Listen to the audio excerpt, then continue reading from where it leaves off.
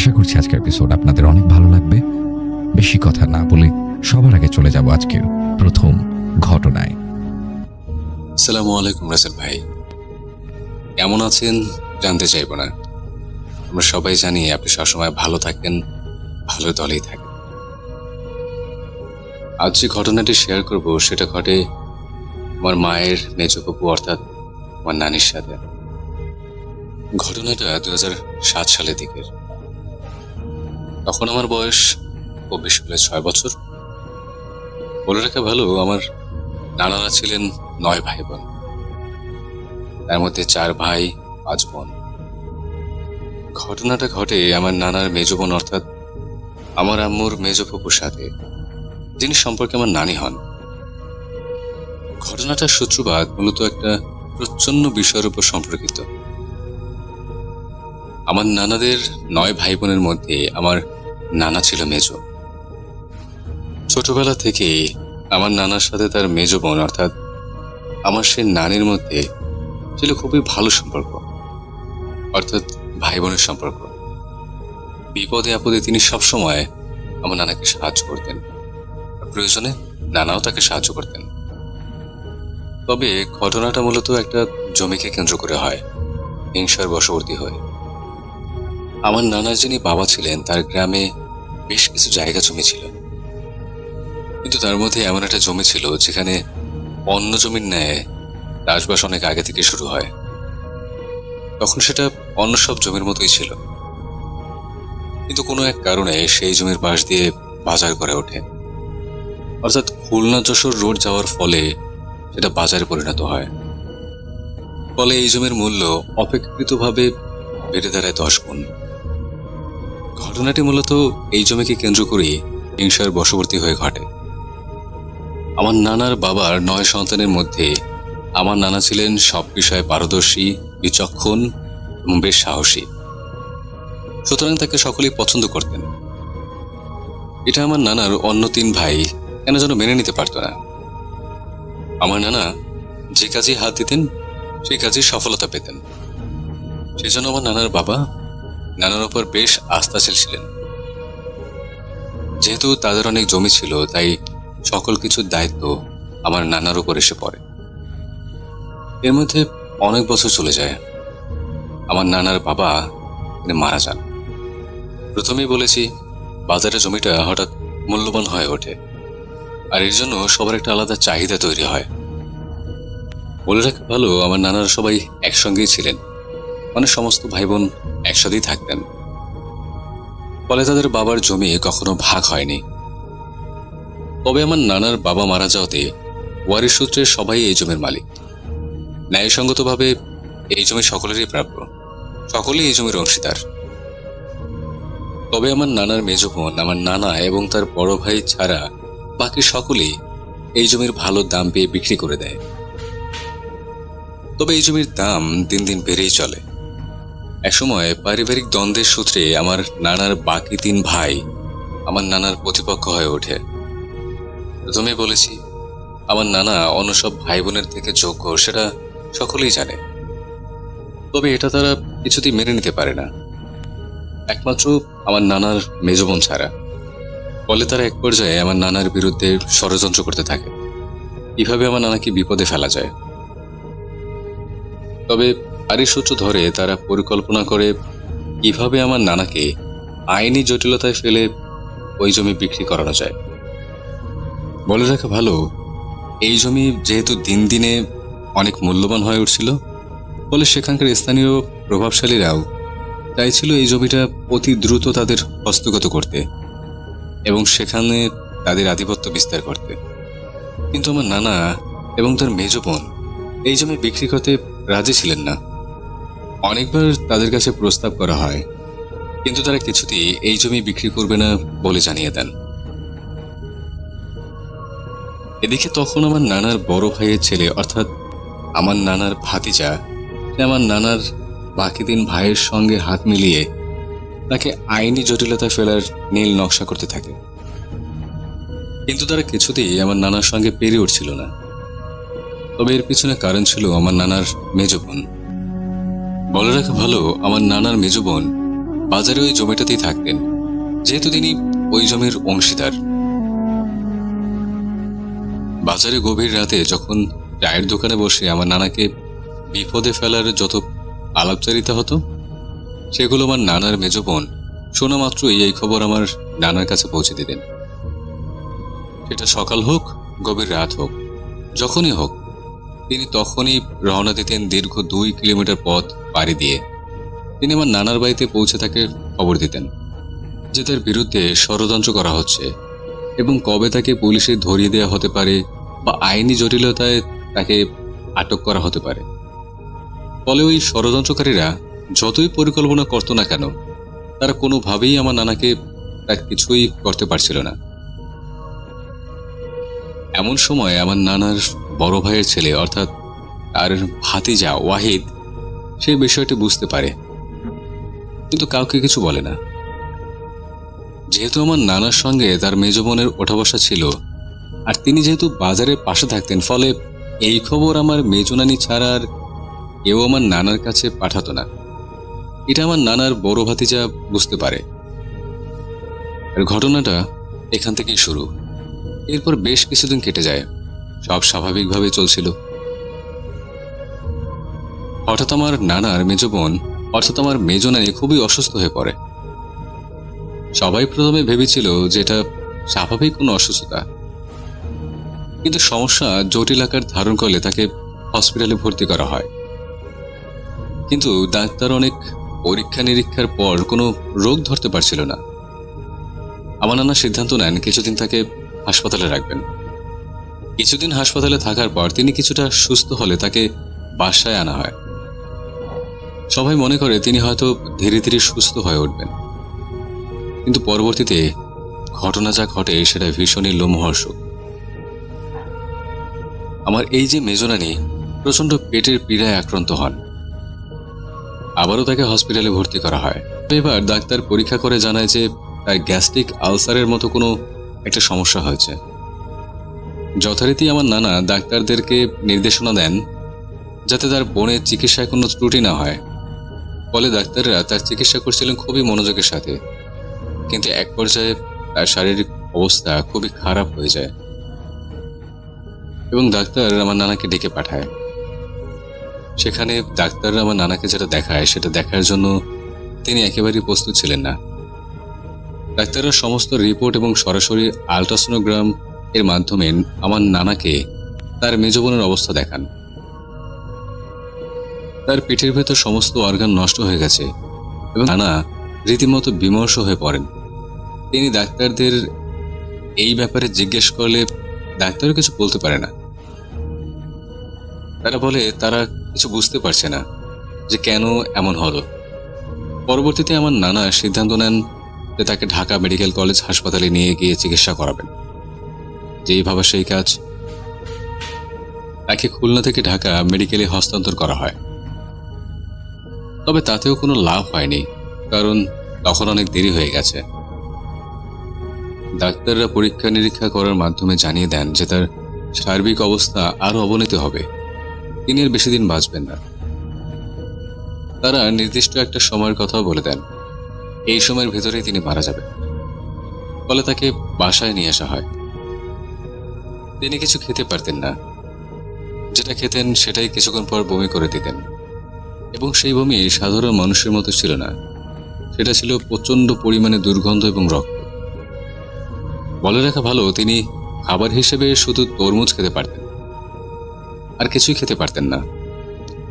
সবাই একেবারে নির্বাক হয়ে পড়ে, কেউ কোনো কারণ খুঁজে পায় না। আমার এই মেজনানি সবচেয়ে বেশি অসুস্থ বোধ করতেন দুপুরবেলায়, তখন তার প্রচন্ড যন্ত্রণা হতো। তবে তাকে গোসল করিয়ে দিলে সে কিছুটা স্বস্তি পেতেন, তবে সেটাও দীর্ঘস্থায়ী হতো না। ধীরে ধীরে তার অবস্থা এতটাই খারাপ হয় যে তার শরীর দিনে দিনে শুকিয়ে যায়। পরবর্তীতে আমার নানা দিশেহারা হয়ে এই সমস্যার সমাধান খুঁজতে থাকেন এবং সর্বশেষ কোনো উপায় না পেয়ে একজন অভিজ্ঞ কবিরাজের শরণাপন্ন হন। কবিরাজের সঙ্গে তিনি দেখা করার পর তিনি কবিরাজকে সব কথা খুলে বলেন। কবিরাজ তার কাছে সময় চান, বলেন আপনি পরবর্তী দিন আসেন, নানাও পরবর্তী দিন কবিরাজের কাছে যান, কিন্তু কবিরাজ আমার নানাকে কিছুই বলে না। কবিরাজ আমার নানাকে এই বলে আশ্বস্ত করেন যে পরবর্তী দিন তিনি আমার নানার মেজ বোনকে নিজে দেখবেন, কারণ তিনি না দেখে কিছুই বলতে পারছেন না। বলে রাখা ভালো, অসুস্থতার পর থেকে আমার এই মেজ নানি প্রায়শই আমার নানার বাড়িতেই থাকতেন। সেখানেই আমার নানি আমার নানার মেজ বোনকে সেবা যত্ন করতেন। পরবর্তী দিন কবিরাজ আমার নানা বাড়িতে এসে উপস্থিত হন এবং আমার নানার মেজ বোনকে দেখেন এবং বলেন আমার কিছুই করার নেই, কারণ অনেক দেরি হয়ে গেছে। তিনি আমার নানা বাড়ি থেকে বেরিয়ে চলে যান। তার পরদিন আমার নানা আবারও সেই কবিরাজের সঙ্গে দেখা করেন। তখন কবিরাজ যেটা জানান সেটা শোনার জন্য তিনি মোটেও প্রস্তুত ছিলেন না। কবিরাজ তাকে জানান আমার মেজনানির উপর ভয়ঙ্কর কালো জাদু করা হয়েছে, অর্থাৎ তাকে মরণ বাণ মারা হয়েছে।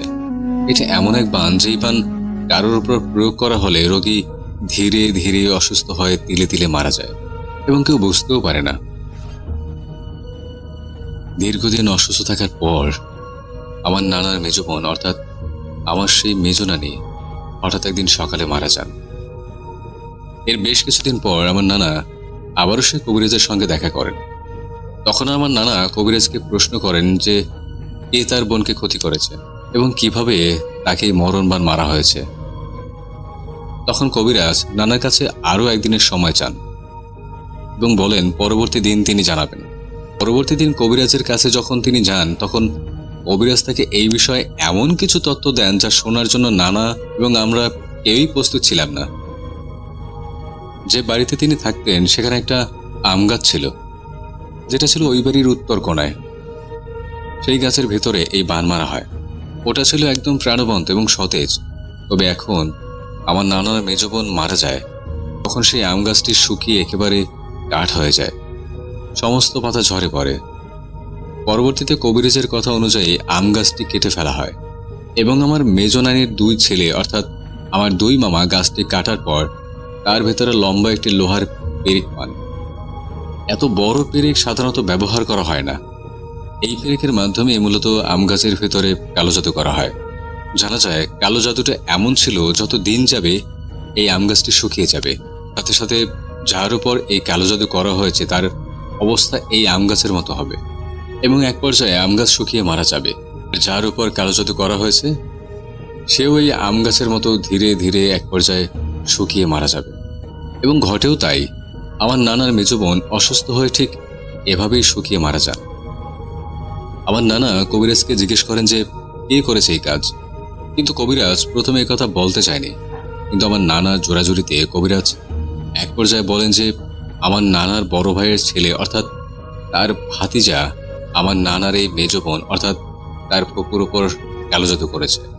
কারণ এর আগেও বলেছি এই জমির 3 জন অংশীদার ছাড়া বাকিরা এই জমি বিক্রি করে চলে যায়, কিন্তু আমার নানার বড় ভাইয়ের এক বড় ছেলে তার বাবার জমির অংশটুকু এখান থেকে নিয়ে নেয়।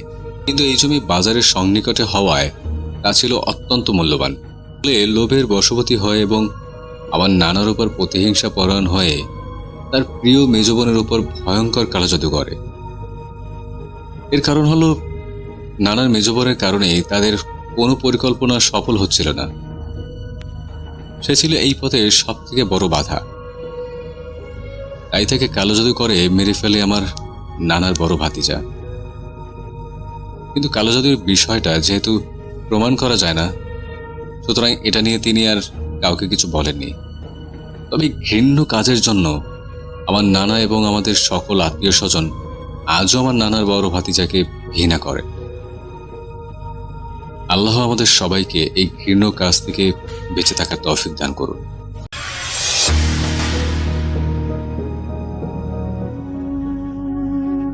ঘটনাটা আজ থেকে প্রায় 8-9 বছর আগের। তখন আমি একটা মাঝারি সাইজের মালবাহী ট্রাক চালাতাম। খুব বড় কিছু না, খাবার দাবার, সিমেন্ট, কখনো কখনো ইন্ডাস্ট্রিয়াল মাল। রাতের ডিউটি আমার কাছে নতুন ছিল না, বরং দিনের তুলনায় রাতই আমার বেশি পছন্দের ছিল। রাস্তা ফাঁকা, ট্রাফিক কম, মাথার ভেতর অযথা আওয়াজ নেই। সেই রাতেও তেমনই একটা সাধারণ রাত মনে হচ্ছিল। বর্ষাকাল শেষের দিকে, আকাশে মেঘ ছিল, কিন্তু বৃষ্টি হচ্ছিল না। হালকা কুয়াশা, ঠিক কুয়াশা না, যেন আলো গিলে খাওয়া এক ধরনের অন্ধকার। হাইওয়েটা জঙ্গলের দিক দিয়ে গেছে, দুপাশে উঁচু উঁচু গাছ, মাঝে মধ্যে স্ট্রিট লাইট। আলো পড়ছে, কিন্তু আলোয় কিছুই পরিষ্কার দেখা যাচ্ছে না। রাত তখন 1:30। আমি একাই ছিলাম, হেল্পার সেদিন আসেনি। ফোনে গান চলছিল খুব আস্তে। হঠাৎ করেই কেন জানি না বুকের ভেতর একটা অদ্ভুত অস্বস্তি শুরু হয়। এমন না যে ভয় পেয়েছি, বরং মনে হচ্ছিল এই রাস্তাটা আজ একটু আলাদা। অনেকবার এই রাস্তা দিয়ে গেছি, কিন্তু সেদিন মনে হচ্ছিল রাস্তাটা আমাকে চিনছে না। ট্রাকটা চলছিল ঘন্টায় 50-55। সামনে অনেকটা ফাঁকা। হঠাৎ ডান দিকের হেডলাইটের আলোয় কিছু একটা নড়ে উঠল। প্রথমে ভাবলাম কোনো জন্তু হবে। এই রাস্তায় শিয়াল কুকুর দেখা যায়। আমি গতি কমালাম। ঠিক তখনই দেখলাম রাস্তায় একজন দাঁড়িয়ে, একজন মানুষ, পুরো মাঝখানে না, লেনের একটু বাদিকে। গায়ে গাঢ় রঙের কাপড়, মুখ স্পষ্ট নয়, মাথা নিচু করে আছে। আমি সঙ্গে সঙ্গে ব্রেক চাপলাম। ট্রাক থামল। এটা অস্বাভাবিক ছিল না। অনেক সময় লোকজন লিফট চায়, কিন্তু অস্বাভাবিক ছিল লোকটার দাঁড়িয়ে থাকার ভঙ্গি। সে নড়ছে না, হাত নাড়ছে না, কোনো ইশারা নেই, শুধু দাঁড়িয়ে আছে। আমি হর্ন দিলাম একবার, তারপর আরেকবার। কোনো প্রতিক্রিয়া নেই। হেডলাইটের আলোয় তাকিয়ে ভালো করে দেখার চেষ্টা করলাম। আলো পড়ে ঠিক তার পায়ের কাছেই থেমে যাচ্ছে। মনে হচ্ছিল আলোটা যেন তাকে ছুঁতে পারছে না। হঠাৎ লোকটা মাথা তুলল। আমি জীবনে অনেক কিছু দেখেছি, দুর্ঘটনা, রক্ত, লাশ, কিন্তু এই মুখটা দেখার পর আমার হাত পা ঠান্ডা হয়ে গেল। মুখটা ঠিক মুখের মতো না, চোখ দুটো অস্বাভাবিক বড়, কিন্তু চোখের সাদা অংশ নেই, যেন অন্ধকারে দুটো গর্ত। চোখ নেই বললেই চলে। সবচেয়ে ভয়ঙ্কর ছিল লোকটা হাসছিল, একটা চাপা শক্ত করে টানা হাসি। আমি সঙ্গে সঙ্গে গিয়ার রিভার্সে টানলাম। মাথায় তখন একটাই কথা, এখান থেকে বেরোতে হবে। কিন্তু ট্রাকটা নড়ল না, ইঞ্জিন চলছিল, চাকা যেন মাটিতে আটকে গেছে।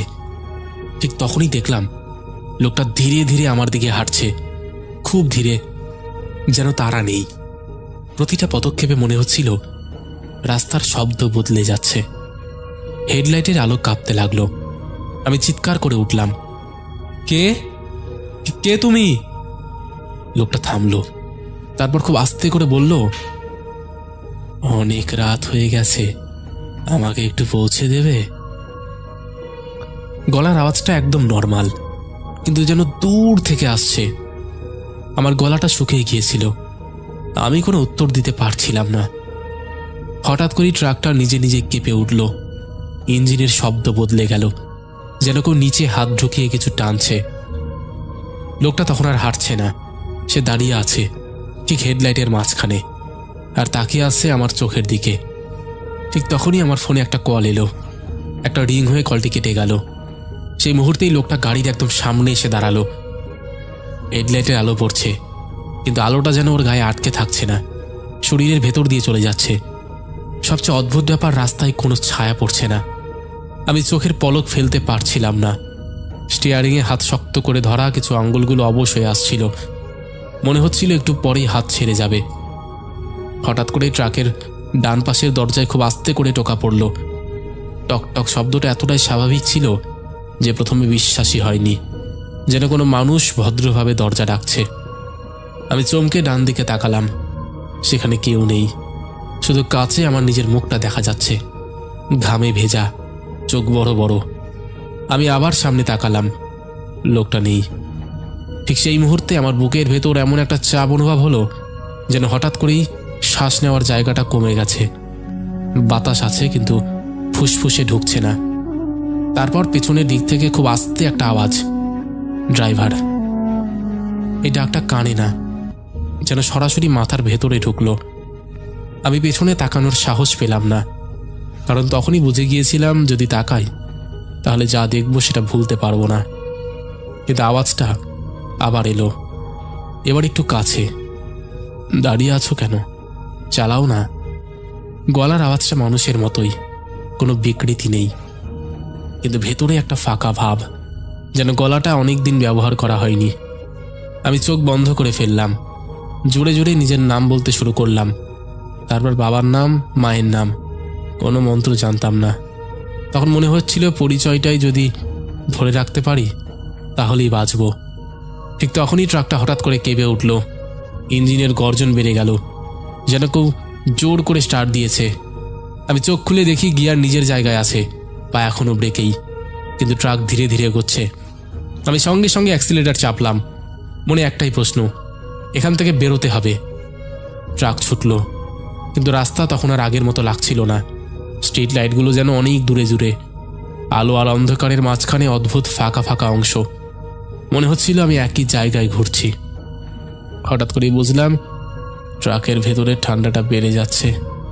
এটা শীত না, একেবারে কবরের মতো ঠান্ডা। শ্বাস নিলে বুকের ভেতর ব্যথা হচ্ছিল। পেছন থেকে খুব আস্তে করে নিঃশ্বাস নেওয়ার শব্দ পাচ্ছিলাম, ঠিক যেন কেউ আমার ঘাড়ের কাছে দাঁড়িয়ে। আমি সাইড মিররে তাকালাম। মিররে প্রথমে শুধু নিজের চোখ দুটো দেখলাম, তারপর ধীরে ধীরে স্পষ্ট হলো আমার ঠিক পেছনের অন্ধকারের ভেতর দাঁড়িয়ে থাকা একটা অবয়ব। মুখটা দেখা যাচ্ছে না, শুধু চোখ দুটো, সেই একই চোখ, অন্ধকার গর্তের মতন। হঠাৎ করে ওর মাথাটা একটু কাত হলো, আর খুব আস্তে করে বলল, ভয় পাচ্ছিস কেন? তোদের রাস্তাতেই তো ছিলাম। এই কথাটা শুনেই আমার মাথাটা ঘুরে গেল। আমি চিৎকার করে স্টিয়ারিং ঘুরিয়ে দিলাম। ট্রাক একপাশে হেলে পড়েছিল, কোনোভাবে নিয়ন্ত্রণে আনলাম। ঠিক তখনই দূরে একটা আলো দেখতে পেলাম, টোল প্লাজা। ওই আলোটা দেখে মনে হচ্ছিল কেউ বুকের ওপর থেকে ভার তুলে নিয়েছে। আমি জোরে জোরে হর্ন বাজাতে লাগলাম, যেন শব্দে নিজেকে বাঁচিয়ে রাখতে পারি। টোলের কাছে পৌঁছতেই হঠাৎ সব ঠান্ডা ভাব কেটে গেল। নিঃশ্বাস নেওয়ার শব্দ বন্ধ, বুকের চাপ হালকা হলো। আমি থামলাম। টোলের লোকটা জানলার নিচে তাকিয়ে বলল, একাই আছেন? আমি মাথা নাড়লাম। এই কথাটা শুনে আমার শরীর একদম শক্ত হয়ে গেল।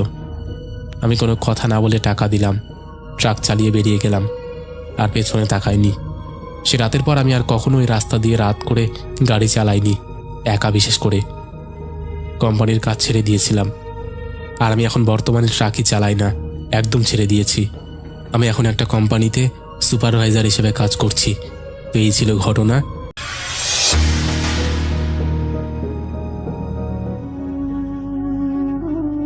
আমার চারিপাশের বাতাসটা আচমকাই জমে বরফ হয়ে গেল।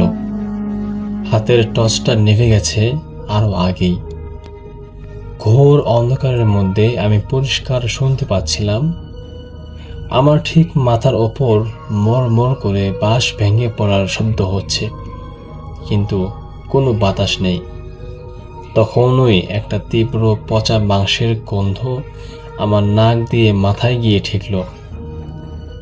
আমি ভয়ে চোখ বন্ধ করতে যাব, ঠিক তখনই উপর থেকে একটা প্রচণ্ড ভারী ভেজা কিছু তীব্র বেগে এসে আছড়ে পড়ল আমার পিঠের ওপর। একটা হিমশীতল হাড় কাঁপানো খসখসে গলা আমার কানের একদম কাছে এসে ফিসফিস করে বলল, কই যাস তুই? আমাকে রেখা কই যাস?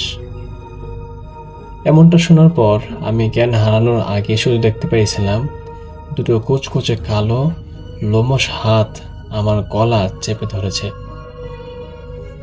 এই ঘটনা আজ থেকে প্রায় ৮-৯ বছর আগের, অর্থাৎ সাল তখন 15 নভেম্বর 2015 সালের নভেম্বর মাসের শেষের দিকে। আমার নাম রাকিব। আমি তখন সিলেটের কুমারখালী থানার অন্তর্গত নিজামপুর গ্রামে, একটা প্রত্যন্ত গ্রামে আমার এক বন্ধুর বোনের বিয়েতে গিয়েছিলাম। গ্রামটা ৮-১০টা সাধারণ গ্রামের মতোই শান্ত, কিন্তু ওখানকার কিছু পরিবেশের মধ্যে কেমন যেন একটা থমথমে ভাব ছিল। বিশেষ করে গ্রামের উত্তর মাথায় পুরনো শিকদার বাড়ির পেছনের পথটা। বিয়ে বাড়ির হইচই, আলো আর আনন্দের মধ্যে প্রথম 2 দিন ভালোই কেটে গেল। অঘটনা ঘটল তৃতীয় দিন রাতে। সেদিন ছিল বিয়ের মূল অনুষ্ঠান। রাত তখন আনুমানিক 1:20 শহর থেকে আসা কোনো পক্ষের কিছু জরুরি জিনিসপত্র স্টেশনে ফেলে আসা হয়েছিল। বড় পক্ষেরও একজন মোটর সাইকেল নিয়ে আমাকে আর আমার এলাকার ছোট্ট ভাই সুমনকে পাঠানো হলো সেই কুমারখালী বাজারের জিনিসগুলো নিয়ে আসার জন্য। যাওয়ার সময় বররা বারবার বারণ করেছিলেন যে বাবা, যাওয়ার সময় মেইন রোড দিয়ে ঘুরে যাও, শিকদার বাড়ির পিছনের কাঁচা রাস্তা দিয়ে ভুলেও যেও না। কিন্তু আমাদের তখন তরুণের গরম, আর ওপর শহরের ছেলে, ভূত প্রেত বিশ্বাস করতাম না। সময়কে বাঁচানোর জন্য আমরা মেইন রোড ছেড়ে ওই শর্টকাট কাঁচা রাস্তাতেই বাইক নামিয়ে দিলাম। রাস্তার দুপাশে যখন ঘন জঙ্গল আর বিশাল বিশাল বাঁশঝাড় আমাদের সামনে এলো, যেখানে দিনের বেলাতে ওখানে কোনো আলো ঠিক মতো পৌঁছায় না, আর রাতের বেলা তো সেখানে ঘুটঘুটে অন্ধকার। বাইকের হেডলাইট আলোয় যতটুকু দেখা যাচ্ছিল তাতেই গা ছমছম করে উঠছিল। কিছু দূর যাওয়ার পর হঠাৎ করে চারপাশটা কেমন যেন অস্বাভাবিক রকমের নিস্তব্ধ হয়ে গেল।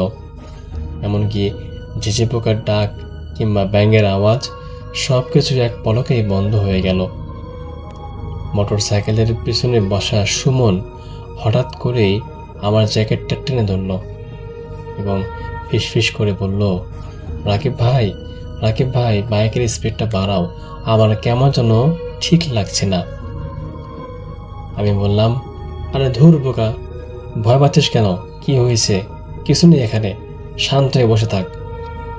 কিন্তু আমার কথাটা শেষ করার আগেই বাইকের ইঞ্জিনটা একটা অদ্ভুত শব্দ করে নিজে নিজে বন্ধ হয়ে গেল।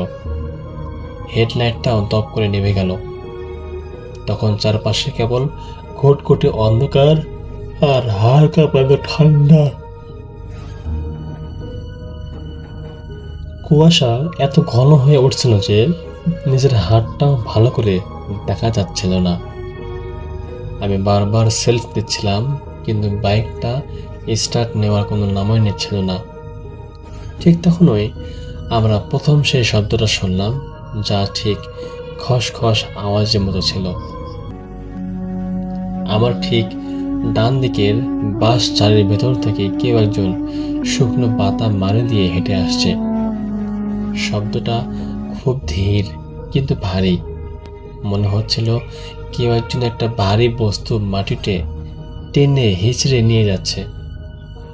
সুমন ভয়ে কাঁপতে কাঁপতে বলল, ভাইয়া, টর্চটা জ্বালা প্লিজ, আলো জ্বালা প্লিজ। তখন আমি বাধ্য হয়ে পকেট থেকে মোবাইল থেকে বের করে ফ্ল্যাশ লাইট অন করলাম। আলোর তীব্রতা যেখানে গিয়ে পড়ল সেখানে কোনো মানুষ ছিল না, কিন্তু আমরা যা দেখলাম তা দেখার জন্য আমরা মোটেই কেউই প্রস্তুত ছিলাম না। একটা বিশাল বাস একদম মাঝখানে থেকে ধনুকের মতো বেঁকে রাস্তার ওপর এসে পড়েছে, আর সেই বাসের জগায় কুঁজো হয়ে বসে আছে একটি অবয়বহীন একটা কালো মূর্তি। তার চুলগুলো মাটিতে ঠেকেছে। ভয়ে আমাদের বুক কেঁপে উঠল। সুমন চিৎকার দিল, কিন্তু ওর গলা দিয়ে কোনো আওয়াজ বের হলো না। আমি এক মুহূর্ত সময় নষ্ট না করে বাইক ওখানেই ফেলে সুমনের হাত ধরে উল্টো দিকে দৌড়াতে শুরু করলাম। কিন্তু অদ্ভুত ব্যাপার হলো, আমরা যতই দৌড়াচ্ছিলাম রাস্তা যেন কোনোভাবেই শেষই হচ্ছিল না। একই বাঁশঝাড়, একই বাঘ বারবার আমাদের সামনে ফিরে আসছিল। আমাদের পায়ের নিচের শুকনো পাতা মরমর করে ভাঙার শব্দ সাথে সাথে ঠিক আমাদের মাথার ওপরের বাঁশগুলো থেকে একই মরমর শব্দ হতে লাগলো, যেন উপর থেকে কোনো এক অদৃশ্য কিছু আমাদের সাথে পাল্লা দিয়ে ছুটেই চলেছে। দৌড়াতে দৌড়াতে সুমন হঠাৎ আছাড় খেয়ে পড়ে গেল। আমি ওকে তোলার জন্য যেই না ঘুরলাম, অমনি টের পেলাম চারপাশের তাপমাত্রা মাইনাসে নেমে গেছে। তীব্র পচা গন্ধটা পুরো বাতাসকে ভারী করে তুলেছে।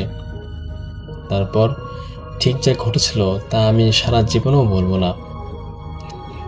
আমাদের মাথার ওপরের বেঁকে থাকা সেই বাসটা হঠাৎ তীব্র গতিতে সোজা হয়ে গেল, আর ওপর থেকে একটা প্রচণ্ড ভারী ভেজা এবং বরফ শীতল কিছু সরাসরি এসে আছড়ে পড়ল আমার পিঠের ওপরে। একটা অমানসিক ওজনের চাপে আমি মাটিতে লেপ্টে গেলাম। আমার ঘাড়ের ঠিক পিছনে আমি কোনো গরম পচা নিঃশ্বাস অনুভব করতে পারছিলাম।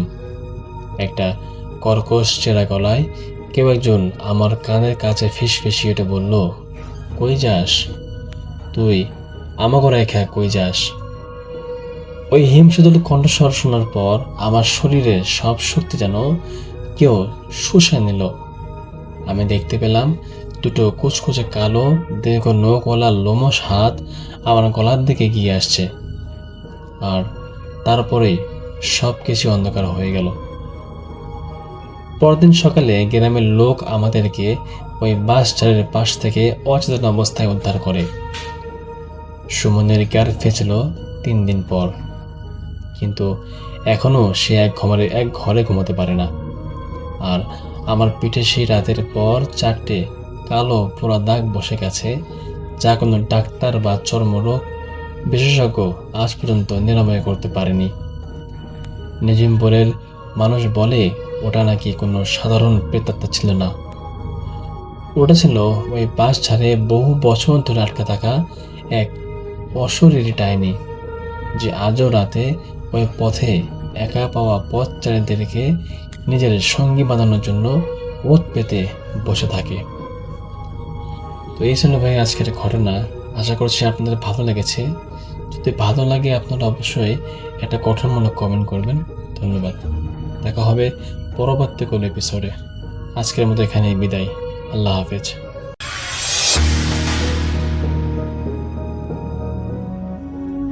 এই ঘটনাটি আমি সংগ্রহ করেছিলাম এখন থেকে মাস 3 আগে।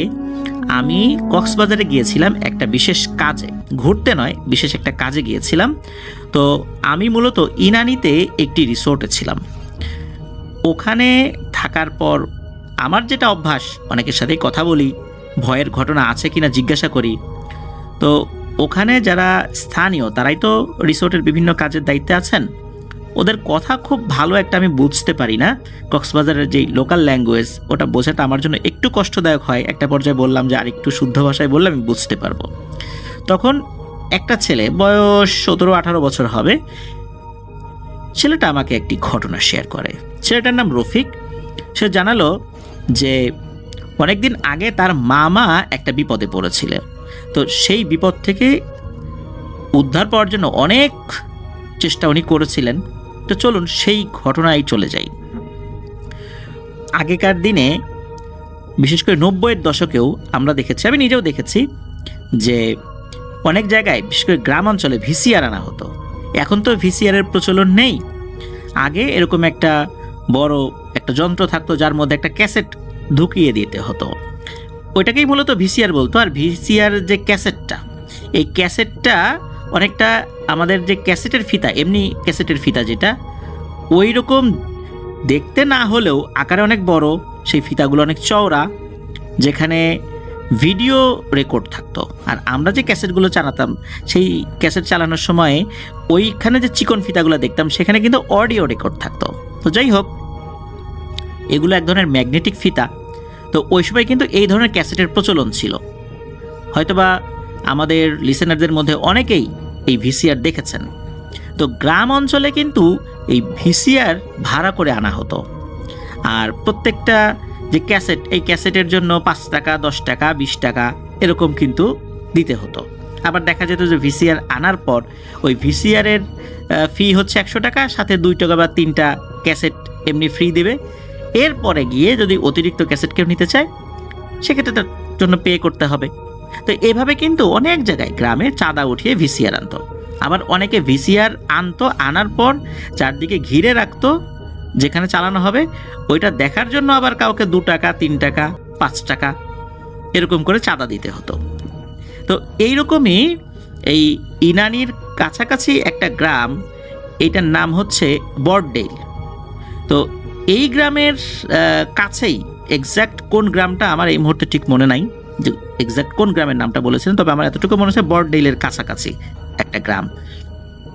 তো ওখানে ভিসিআর আনা হয়েছিল। এখন যে মেরিন ড্রাইভটা দেখি, এই যে নতুন রাস্তাটা, এই রাস্তা না, পেছন দিকে আর একটা রাস্তা রয়েছে, ওইটার সাথে কিন্তু গ্রাম রয়েছে। তো ওই রকম একটা গ্রামের ঘটনা আর কি। তো এই রফিক যিনি, তার মামার নাম ছিল হচ্ছে আব্দুল বারেক। তো এই বারেক মামা মূলত ওখানে গিয়েছিলেন রাতের বেলা, উনি একাই গিয়েছিলেন। উনি একটা কনজারভেটিভ পরিবারের সদস্য, ওনার পরিবারের সদস্যরা প্র্যাকটিসিং মুসলিম। তো ছেলে ভিসিআর দেখতে যাবে, সিনেমা দেখতে যাবে, আসলে ওনার মা বাবা বা আরও যারা আছেন ওনারা কিন্তু বিষয়টা মোটেও পছন্দ করেন না। তো উনি যে দেখেন যে মানে তার যে দেখার প্রতি প্রবল নেশা তা কিন্তু না। উনি যখন শুনলেন যে ওই গ্রামে ভিসিআর আনা হবে, তখন তার মনের মধ্যে ইচ্ছা জেগেছিল। তো ওই ইচ্ছা থেকেই মূলত উনি ওখানে যাবেন। এখন পরিবারের সদস্যদেরকে জানানো তো যাবে না, তো উনি পরিবারের সদস্যদেরকে জানিয়েছিলেন যে আজকে এক বন্ধুর বাসায় রাত থাকবো। তো পরিবারের সদস্যরা এই বিষয়টা নিয়ে খুব আর বেশি চিন্তা ভাবনা করে নাই। তো উনি একাই চলে গিয়েছেন, ওনার সাথে অন্য কোনো বন্ধুবান্ধব ছিল না। যদি বন্ধুবান্ধবদের মাধ্যম দিয়ে এই বিষয়টা ফ্লাশ হয়ে যায় বা জানাজানি হয়ে যায় উনি ভিসিআর দেখতে গেছেন, তাহলে তো ওনার বাবা তাকে ভয়ঙ্কর রকমের পিটানি দেবে। এই জন্য উনি একাই চলে গিয়েছেন। তো উনি গিয়েছেন। এখানে বলে রাখা ভালো যে ওই গ্রামে কিন্তু তখন ইলেকট্রিসিটি ছিল না। ওই ভিসিআরটা চালানো হবে হচ্ছে ব্যাটারিতে। অনেকে কিন্তু ব্যাটারিতে টেলিভিশন চালানো দেখেছেন আমাদের লিসেনারদের মধ্যে, তারা এই অভিজ্ঞতাটা কেমন বুঝতে পারবেন। তো ওখানে ব্যাটারিতে চালানো হতো। যাই হোক উনি গিয়েছেন, চালানো হয়েছে। তো উনি ওই সময়ে একটা হিন্দি সিনেমা চালানো হয়েছিল বলে জানিয়েছেন। হিন্দি সিনেমার নামটা জানা যায়নি যে কী ছিল। তো ওইটা দেখার পর ওইটা মোটামুটি 3 ঘন্টা 3.5 ঘন্টার মতো ছিল। তো তখন ভিসিআর প্লেয়ারটা গরম হয়ে গিয়েছে, কিছু সময় ঠান্ডা রাখতে হবে, ব্যাটারি থেকে সংযোগ বিচ্ছিন্ন করতে হবে। তো মোটামুটি 15-20 মিনিট পর আবার চালু করা হয়। এখন সমস্যা দেখা দিল হচ্ছে ওই ব্যাটারিতে। ব্যাটারির চার্জ মনে হয় শেষ হয়ে গিয়েছে বা ভালো ব্যাটারি দেয় নাই, এরপরে আর কোনোভাবেই চলছে না, মনে হচ্ছে চার্জ শেষ হয়ে গেছে ব্যাটারির। সবাই তো গালিগালাজ করছে। এদিকে যারা ভিসিআর নিয়ে এসেছে তাদেরকে গালিগালাজ করছে যে এই বেটা আমাদের কাছ থেকে টাকা নিলি, টাকা ফেরত দে, 5 টাকা করে নিলি, 2 টাকা করে নিলি, টাকা ফেরত দে। এখন ওনারা কি করবেন? যার কাছ থেকে 5 টাকা নিয়েছেন তাকে 2 টাকা ফেরত দিয়েছেন 3 টাকা রেখে, এরকমটা, কারণ তাদের খরচ তো হয়েছে। তো এরকম একটা পরিস্থিতিতে এই যে যিনি বারেক মামা, উনি দিয়েছিলেন হচ্ছে 3 টাকা। এখন উনি দিয়েছেনই 3 টাকা, উনি আর কি ফেরত পাবেন? উনি চিন্তা করলেন যে এটা নিয়ে তাদের সাথে বার্গেনিং না করে আমি বাড়ির দিকে রওনা দিই। তো উনি বাড়ির দিকে রওনা দিয়েছেন। তো উনি যেই পথ দিয়ে আসবেন আর কি, ওই পথের 2 পাশেই বেশ বড় বড় সুপারি গাছ। বিশেষ করে ওই এলাকাতে, প্রিয় লিসেনার্স আপনাদের জানার জন্য বলছি, ওই এলাকায় এখনও অনেক সুপারি গাছ রয়েছে। আমি নিজেও দেখে এসেছি, অনেক বড় বড় সুপারি ওখানে পাওয়া যায়। ওই সুপারিগুলো সারা বাংলাদেশে চলে আসে। তো অনেক বড় বড় সুপারি গাছ। তো উনি একা একাই আসছিলেন আর কি। তখনও ওনার বাড়িতে আসতে প্রায় 2 কিলোমিটার পথ হাঁটতে হবে। 2 কিলোমিটার পথ হাঁটা গ্রামের কোনো একটা যুবক বয়সী ছেলের জন্য খুব বেশি কষ্টের কিছু না। তো উনি হাঁটছেন, একা একাই হাঁটছেন। হঠাৎ করে তার কাছে মনে হলো চাঁদের আলোতে ওই যে সুপারি গাছের যেই একটা বাগানের মতো, ঘন বাগান না, মানে একটা সুপারি গাছ থেকে আর একটা সুপারি গাছের দূরত্ব মোটামুটি 10-12 হাত ছিল আর কি, এরকম। আর যেই বাগানের পাশ দিয়ে যাচ্ছিলেন আনুমানিক সেখানে হয়তো বা 50-60টা সুপারি গাছ রয়েছে। উনি খেয়াল করলেন যে ওখানে খচমচ খচমচ শব্দ হচ্ছে। সুপারি গাছের যেই পাতা, এটা কিন্তু এই যে খোল অনেকে বলে, এটা শুকিয়ে গেলে নিচে পড়ে যায়। তখন এটার উপরে বাচ্চারা বসে, আবার বাচ্চারা ওটাকে টেনে নিয়ে যেতে থাকে। গ্রামে কিন্তু বাচ্চারা এটা নিয়ে খেলে, ছোটবেলা আমিও খেলেছি যখন গ্রামের বাড়িতে গিয়েছে, আমার মনে পড়ে। তো এই খোলগুলো যখন পড়ে তখন এক ধরনের ধপাস করে শব্দ হয়, বেশ ভারী জিনিস তো, শব্দ হয়। কখনো কখনো মনে হচ্ছে এরকম একটা খোল পড়েছে, আবার কখনো কখনো মনে হচ্ছে ওই শুকনো পাতার উপর দিয়ে কেউ হেঁটে যাচ্ছে। তো এরকম বেশ কিছু খোল ওখানে পড়া থাকবে, এটাই স্বাভাবিক। তো উনি চিন্তা করলেন খোল পড়া এটা তো একটা স্বাভাবিক বিষয়, এটা নিয়ে তো আর চিন্তা ভাবনার কিছু নাই। কিন্তু যখন খচমচ খচমচ শব্দ হচ্ছে, মনে হচ্ছে যে ওই খোলগুলোর উপর দিয়ে কেউ হেঁটে যাচ্ছে। তো উনি 1-2 বার তাকিয়েছেন, তেমন কিছু দেখতে পান না। এরপরে আবার তাকিয়েছেন, উনি দেখতে পান যে একটা কালো অবয়ব। অন্ধকারের মধ্যে তো সে ফর্সা হলেও বোঝা যাবে না, আর কালো হলে তো কালোই মনে হবে। আর সে যে সাদা কোনো পোশাক পরিহিত না এটা উনি বুঝতে পারছিলেন। এটা চেহারা মোটেও বোঝা যাচ্ছিল না, পুরো একটা কালো ধোয়ার মতো মনে হচ্ছিল। তবে একটা মনুষ্য অবয়বের যে একটা আকৃতি আছে এটা আংশিক বোঝা যাচ্ছিল। মনে হচ্ছে ওই জিনিসটাই ওটার উপর দিয়ে হেঁটে হেঁটে আসছে। ওই জিনিসটা করে কি, একটা সুপারি গাছ থেকে আর একটা সুপারি গাছের যেই দূরত্ব, লাফ দিয়ে মনে হচ্ছে আর একটা সুপারি গাছের গোড়ায় এসে দাঁড়ায়, আবার আর একটা সুপারি গাছ থেকে আর একটা সুপারি গাছের গোড়ায় এসে দাঁড়ায়, লাফায় লাফায়। তো উনি এটা দেখছেন, উনি চিন্তা করেন কি ব্যাপার, এইটা কে হতে পারে? নিশ্চয়ই ওই যে ভিসিআর দেখতে গিয়েছিল তারই হয়তো বা কোনো বন্ধু বান্ধব হবে, তাকে ভয় দেখানোর জন্য এরকম আসছে। তো উনি আবার বলছেন যে এই কে রে তুই, আমার বন্ধু বান্ধব নাকি, ভয় দেখানোর জন্য আসছিস? দেখ ভাই, এখন মন মেজাজ ভালো নাই, একাকে হেঁটে যাচ্ছে, বিরক্ত করিস না, সামনে চলে আয়। এ কথা বলার পরও দেখা যাচ্ছে যে আসে না, ওই রকম ভাবেই লাফিয়ে লাফিয়ে যাচ্ছে। তখন উনি বলছেন যে এই তুই কি সামনে আসবি না আমি যাব, আয় বলছি। তখন ওখান থেকে হি হি হি করে একটা বিশ্রী রকমের হাসি দিয়ে নাকি সুরে বলছে যে আমি তোর সামনে আসব, আমাকে দেখবি। এই বলে ওই জিনিসটা ব্যাঙের মতো একটা লাফ দিয়েছে, একটা লম্বা লাফ দিয়ে সরাসরি ওনার সামনে এসে দাঁড়িয়েছে। উনি তখন যে জিনিসটা দেখেন, দেখে উনি যে অনেক ভয় পেয়েছেন বিষয়টা এরকম না, অর্ধেক ভয় অর্ধেক অবাক করার মতো অনুভূতি। সেটা হচ্ছে রাতের বেলা হুট করে এরকম কেউ সামনে লাফ দিয়ে এসে পড়লে তো ভয় পাবেনি, এটা হলো ভয়ের একটা কারণ। আর একটা জিনিস উনি খেয়াল করলেন যে যেই জিনিসের সামনে আসছে এইটা একটা মোটামুটি 50 থেকে 55 বছর বয়সী কোনো একটা নারী হবে, এরকম বয়সী একটা মহিলা। তার চেহারাটা চাঁদের আলোতে উনি যতটুকু বুঝতে পেরেছিলেন, কারণ ওই জিনিসটা তো লাফ দিয়ে রাস্তার উপর চলে আসছে, উনি বুঝতে পেরেছিলেন। এরপরে কি হয়, ওই মহিলাটা আবার তার সামনে যখন হেসে দিয়েছে তখন উনি মারাত্মক ভয় পেয়েছেন।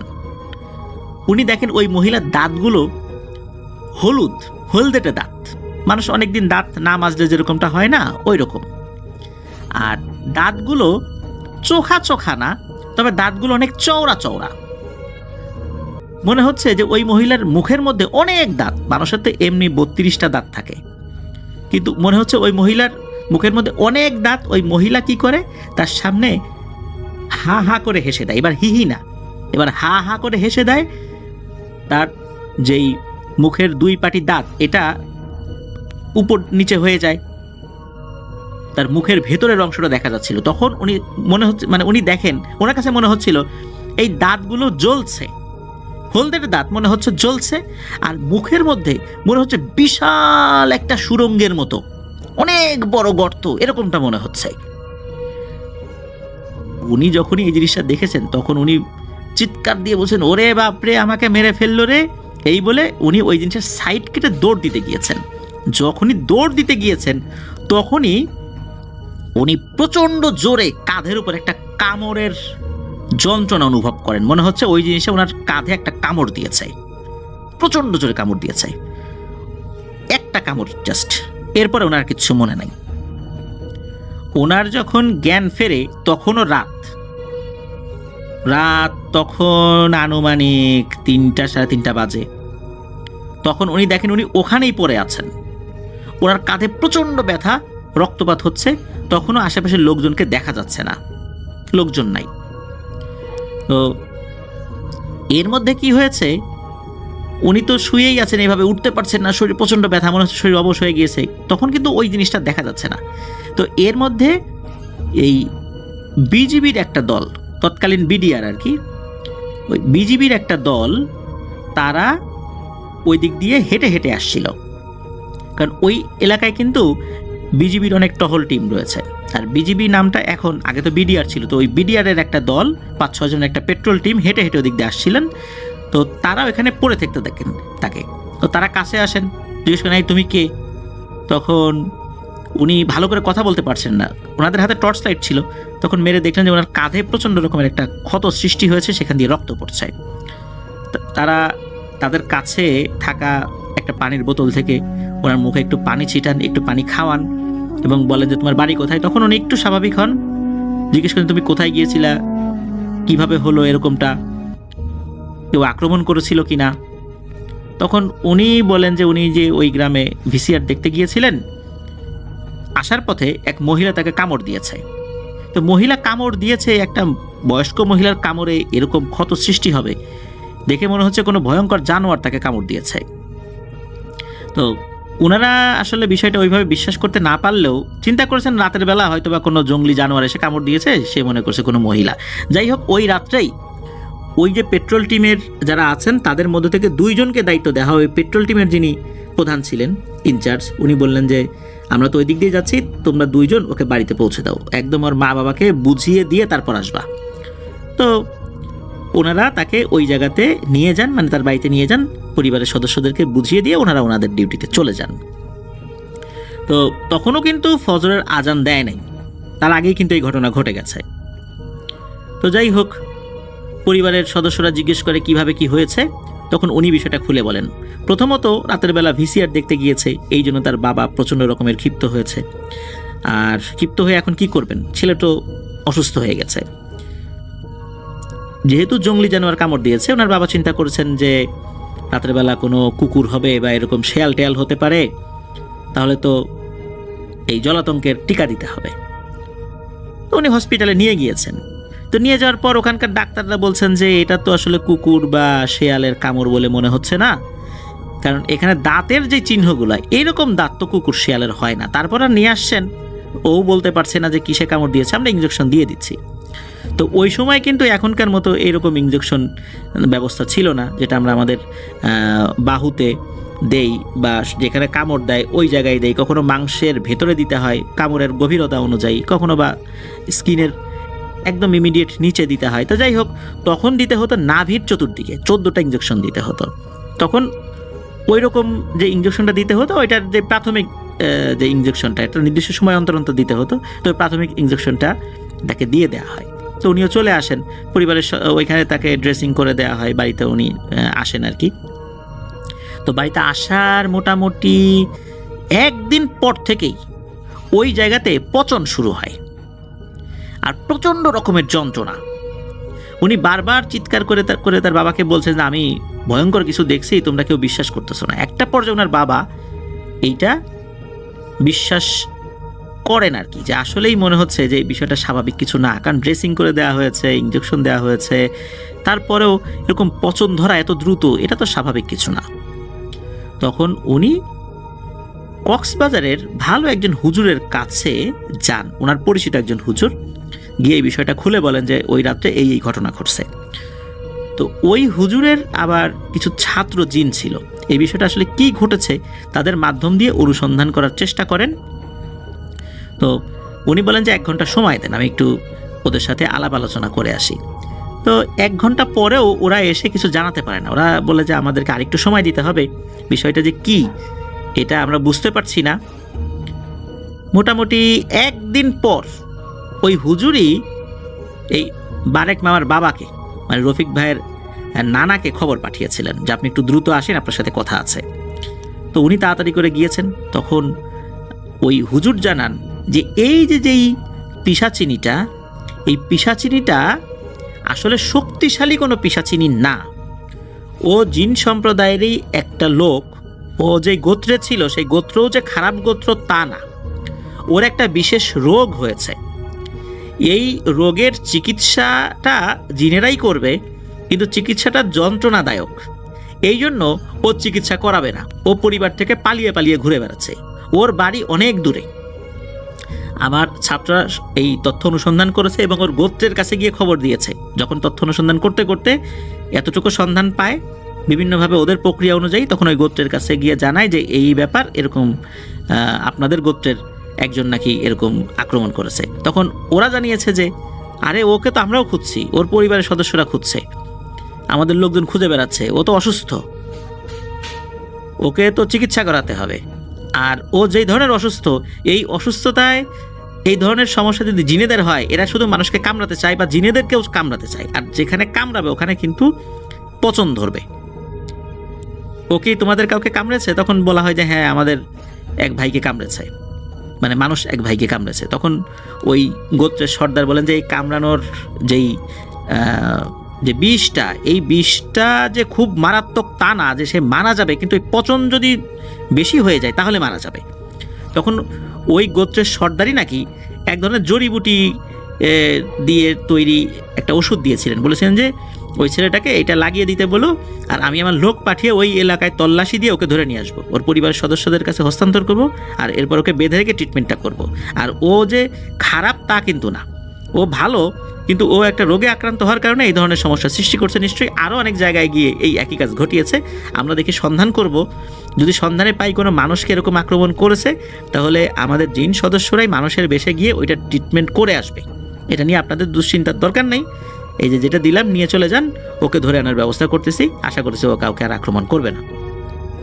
তো এরপরে যে আসলে ওই পিশাচিনিটা অন্য কাউকে আক্রমণ করেছে কি করে নাই এরকম তথ্য ওনারা পান নাই বলতে ওই এলাকায় আসলে ওরকম কোনো ঘটনা ঘটেছে কিনা এই বিষয়ে অনুসন্ধান ওনারা করতে পারেন নাই। আর যদি ঘটেও থাকে তো জিনের ওই সর্দার বলেছিলেন যে ওনারা ওনাদের মতো করে তাদের চিকিৎসা করে আসবেন।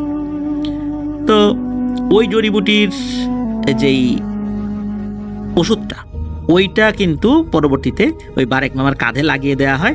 উনি মোটামুটি 1 সপ্তাহের মধ্যে আল্লাহর রহমতে সুস্থ হয়ে গিয়েছিলেন। তবে ওনার যে 14টা ইঞ্জেকশন নাভির চতুর্দিকে দিতে হবে, এটা উনি দিয়েছিলেন। এটা একটা কোর্স, এটা তো শেষ করতে হবে, এটা উনি যথারীতি দিয়েছিলেন। বারেক মামা এখন ভালো আছেন। ঘটনাটা ঘটেছিল 93-94 সাল বা এরকম আশেপাশে হবে আর কি। বারেক মামা এখন উনি মাছের ব্যবসা করেন। ওনার তো এখন বয়স হয়ে গিয়েছে 60-এর উপরে বা এরকম কাছাকাছি বয়স হবে আর কি। যখন ঘটনা ঘটে তখন ওনার বয়স ওই 30-32 বা এরকম কাছাকাছি একটা বয়স ছিল আর কি। তো উনি এখন ভালো আছেন, আল্লাহর রহমতে কোনো সমস্যা নাই। তো এটাই ছিল ঘটনা।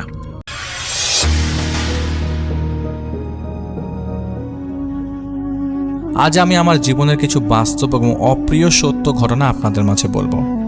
আমার ব্যক্তিগত সমস্যার কারণে আমার পুরো পরিচয় গোপন রাখার জন্য বিনীত অনুরোধ করছি। আমার পরিচয় আমি বলছি না, এবং গ্রামের নাম, থানা, জেলা সব কিছুই তিনি আমাদেরকে দিয়েছেন একটি ভালোবাসার জন্য, এবং এর থেকে এতটা জঘন্য পরিণতি হতে পারে আমার জানা ছিল না। সমস্যাটা আজও চলমান। জানি না এই সমস্যা থেকে আমি কিভাবে মুক্তি পাব। আমার জন্য দোয়া করবেন। আমার জীবনের এই ঘটনাটা একটা ভালোবাসার গল্প থেকে শুরুটা হয় 2015 সালের 15ই আগস্ট একটি অনুষ্ঠানে। পরিবারের প্রতিটা সদস্য সেখানে উপস্থিত ছিল, শুধু আমার আব্বু বাদে, কারণ আমার আব্বু তখনও প্রবাসী। সেদিন বাড়ির সবার অনুরোধে বোরকা ছাড়া অনুষ্ঠানে আমি যাই। ছোটবেলা থেকে আমার চুল অনেক বড় হওয়ায় সেটা আমার মতো মানুষের শরীরে এত চুল সেটা সবার কাছে আশ্চর্যের বিষয় ছিল। তখন আমি সবেমাত্র ক্লাস 10-এ উঠেছি। আমি অনেক ছোট থেকে বোরকা পরি। অনুষ্ঠানটা ছিল আমার ফুফাতো ভাইয়ের সুন্নতে খতনার। হালকা বৃষ্টি হওয়ার কারণে আর অনেক লোকের ভিড়ের ফলে আমি একটু একা দাঁড়িয়ে বৃষ্টি দেখছিলাম। সেখানে উপস্থিত হয় একটি ছেলে। আমি এক নজর তার দিকে তাকিয়ে আবার বৃষ্টি দেখতে থাকি। 10 মিনিট পর ছেলেটা আমাকে বলে, এত ছোট মানুষের এত বড় চুল কিভাবে সম্ভব? আমি শুধু বললাম, আমি ছোট না, আমি আগামী বছর SSC পরীক্ষা দেব। তারপর সেখান থেকে চলে আসলাম। খাওয়া দাওয়ার পর্ব শেষ হলো। আমি একটু দাঁড়িয়েছিলাম।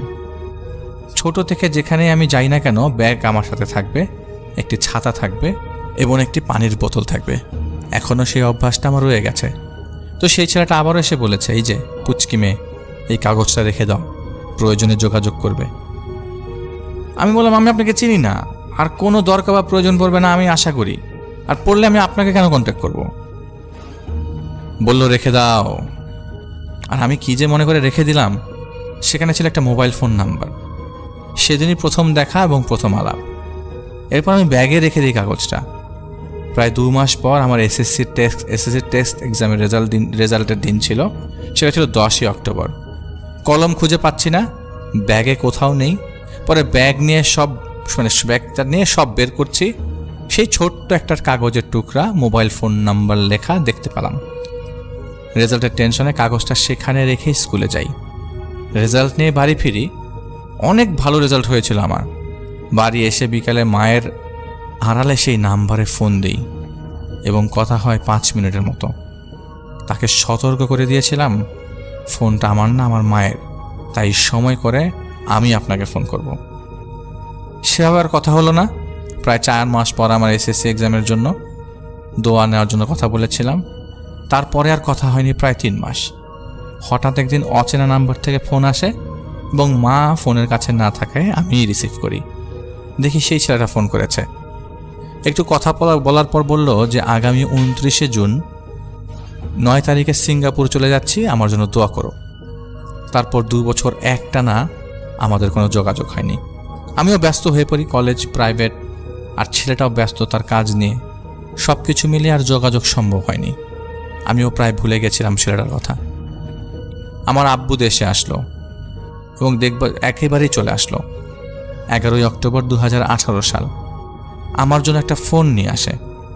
আমি 13ই অক্টোবর একটা ফেসবুকে অ্যাকাউন্ট খুলি এবং সেই দিনই সে আমাকে ফেসবুকে ফ্রেন্ড রিকোয়েস্ট পাঠায়।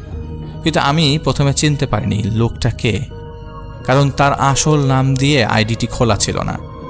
পরে পরিচয় দিল এবং কথা হলো। এরপর থেকে মেসেঞ্জারে প্রতিনিয়ত কথা হতো। তার পরের বছর 26শে জানুয়ারি 2019-এ ছেলেটা ছুটিতে দেশে আসে।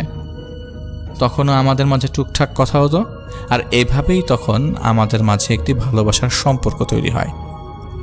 দেখা হয় 28শে মার্চ 2019 সাল। এভাবে কথা বলা এইটাই প্রতিদিনকার রুটিন হয়ে গেল। ছুটি শেষ চলে যাবে, তাই তার সাথে শেষ দেখাটা করে আসি। আর কখনো দেখা হবে না আশা করি। 18ই মে 2019 সালে সে সিঙ্গাপুরের উদ্দেশ্যে বাড়ি থেকে 19 তারিখ চলে যায়, আর তার ফ্লাইট হয় 20শে মে 2019-এ। পরে জানতে পারি সে আমার চাচাতো ভাইয়ের শ্বশুর বাড়ির আত্মীয়।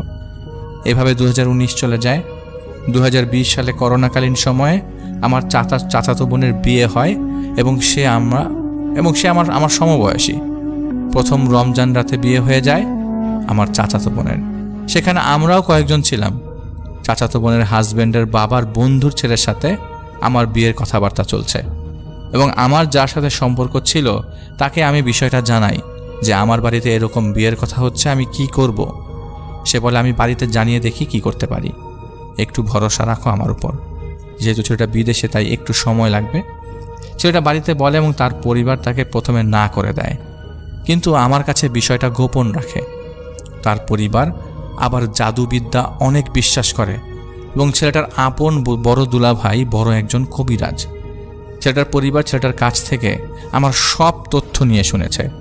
প্রথমে ছবি চেয়েছে, আমার নাম চেয়েছে, বাবার নাম চেয়েছে, মার নাম চেয়েছে, সব নিয়েছে।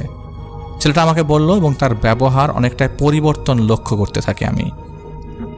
4ই রমজানে ছেলেটা আমাকে বলল, দেখো আমার পরিবারকে কোনোভাবে বোঝাতে পারিনি, আমার আব্বা অন্য জায়গায় কথা দিয়ে ফেলেছে, আসলে তো আমার পক্ষে তোমাকে বিয়ে করা সম্ভব না।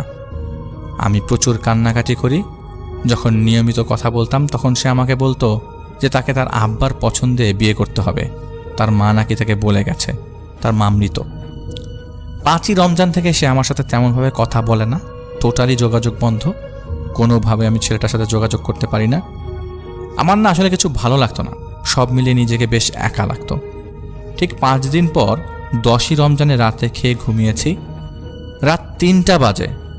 আমার হঠাৎ পেট ব্যথা, অসহ্য পেট ব্যথা, কোনোভাবে কমছে না। একসময় সহ্য করতে না পেরে আমি চিৎকার শুরু করি। সবাই তখন খেতে বসবে এমন সময়। তারপর সবাই আমার কাছে আসলো, সব শুনে হাসপাতালে নিয়ে যাওয়ার সিদ্ধান্ত হয়। আমাদের বাজারে সরকারি হাসপাতাল আছে। নিয়ে গেলেও ব্যথার এবং ঘুমের ইঞ্জেকশন দিল। সকাল থেকে মোটামুটি সুস্থ আমি। যেহেতু রমজান মাস, করোনার সময়, সব মিলে বিকালে আমাকে বাড়ি নিয়ে এলো। আমি আরও 5 দিন সুস্থ ছিলাম। তারপর থেকে আজও আমি অসুস্থ। 15 রমজান রাতে 10টার দিকে সবাই নামাজ পড়ে বাড়ি এসছে, তখন সবাই খেতে বসছে। হঠাৎ করে পেট ব্যথা, 10 মিনিট পর থেকে রক্ত বমি শুরু হয়ে গেল আমার। ওই অবস্থায় আবারও নিয়ে গেল হসপিটালে। টানা 22 দিন হাসপাতালে থাকার পর সকালে রোদ ওঠার সাথে সাথেই আমার শরীরে অসহ্য যন্ত্রণা শুরু হতো, রাতে ভালো থাকতাম। আর এইটা যে কেমন এটা বোঝাতে পারবো না। পেট ব্যথায় রক্ত বমি ছিল। সেবার ইত্তাকাতে হাসপাতালের বেডে শুয়ে একটু সুস্থ হলে 22 দিন পর বাসায় আসলাম। তারপর থেকে লক্ষ্য করতাম দুপুর 1টা থেকে বিকাল 4টা পর্যন্ত টানা 2.5 মাস গায়ের রং পরিবর্তন হয়ে যেত, পুরো ইটের বর্ণ ধারণ করত, এবং সেই সাথে মাকে ছাড়া কাউকে চিনতাম না। সাথে ছিল পেট ব্যথা, রক্ত বমি। একসময় রক্তের স্বল্পটা কমতে থাকে, আজ রক্ত দিলে আগামীকাল নাই। এভাবে প্রায় কত ব্যাগ ব্লাড দিতে হয়েছে আমার জানা নাই। এভাবে ঈদুল আজহার আগে, ঠিক তারিখটা মনে পড়ছে না যেহেতু সেন্স কোনো কিছুই নেই, কোনো এক মঙ্গলবারে ঠিক ভর দুপুরে একজন হিন্দু ধর্মাবলম্বীর বয়স্ক মহিলা কপালে সিঁদুর গায়ে, তার শরীরে ব্লাউজ ছিল না, খালি পায়ে আমাকে ডাকছে কিছু দিয়ে সাহায্য করেন। আর এদিকে আমি রুমের মধ্যে চিৎকার করছি, গায়ে চালা পড়া করছে, আর বলছি আমি মরে যাচ্ছি। আর গলায় দড়ি দিতে যেতাম, এক কথায় আমি কিছুদিন পর পরে সুইসাইড করতে চাইতাম। আমি তখন গায়ে কোনো কাপড় রাখতে পারতাম না। আমাদের বারান্দায় আমার মা, বড় চাচি আর এক ভাবি বসা। তো সেই মহিলা এসছে, আমার বড় চাচিকে বলছে, তোমাদের বাড়িতে মানুষ পোড়া গন্ধ কেন? আমার চাচি বলে, কোথায়? ওই মহিলা বলছে, আমি মানুষ পোড়া গন্ধ বুঝি। তখন আমার ভাবি বলছে, আমার ননদ অসুস্থ, আপনি শুনতে পাচ্ছেন চিৎকার? তখন ওই হিন্দু ধর্মাবলম্বীর মহিলাটি বলছে, নিয়ে এসো মেয়েটাকে। আমার মা বলছে, আপনি ভেতরে আসেন। তখন মহিলাটা বলে, আমি অনেক বাড়ি ঘুরেছি খালি পায়ে, ঘরে যাব না, তোমার মেয়েটা নিয়ে এসো। তারপর আমাকে মহিলার সামনে নিয়ে বসানো হলো। মহিলা যা বলল আমার মনে আছে। মহিলাটির ভাষ্য মতে, ওকে তো মেরে ফেলছে একটু একটু করে, কিছুদিন পর মেয়েটার যন্ত্রণা সহ্যের বাইরে চলে যাবে, ও আত্মহত্যা করে বসবে। তারপর মহিলাটা বলল, একটা স্টিলের গ্লাসে পানি নিয়ে এসো, আমি পরে দিচ্ছি, আর এক্ষুনি খাবে। উনি পরে দিলেন, আমি খেলাম, আর বলল, আমাকে 1 কেজি চাউল দাও। আমার মা দিল, সেই মহিলাটা চলে গেল। তারপর মহিলাটাকে অনেক খুঁজেও পাওয়া যায়নি। আমাদের বাড়ি থেকে রাস্তা পর্যন্ত চাউল ফেলতে ফেলতে গেছে, এবং আল্লাহর কি অশেষ রহমত, আমি ঠিক ওই দিন থেকে সুস্থ ছিলাম 15 দিন। তারপর একদিন আমি শুয়ে আছি, গভীর ঘুমে আমার ছোট ভাই রুমে এসে দেখে আমার পায়ের লোম থেকে রক্ত বের হচ্ছে। তারপর কাছে এসে দেখে নাক কান দিয়েও রক্ত বের হচ্ছে। ছোট ভাইয়ের চিৎকারে বাড়ির সবাই আমার কাছে আসে। আমারও ঘুম ভেঙে গেছে ওর চিৎকারে।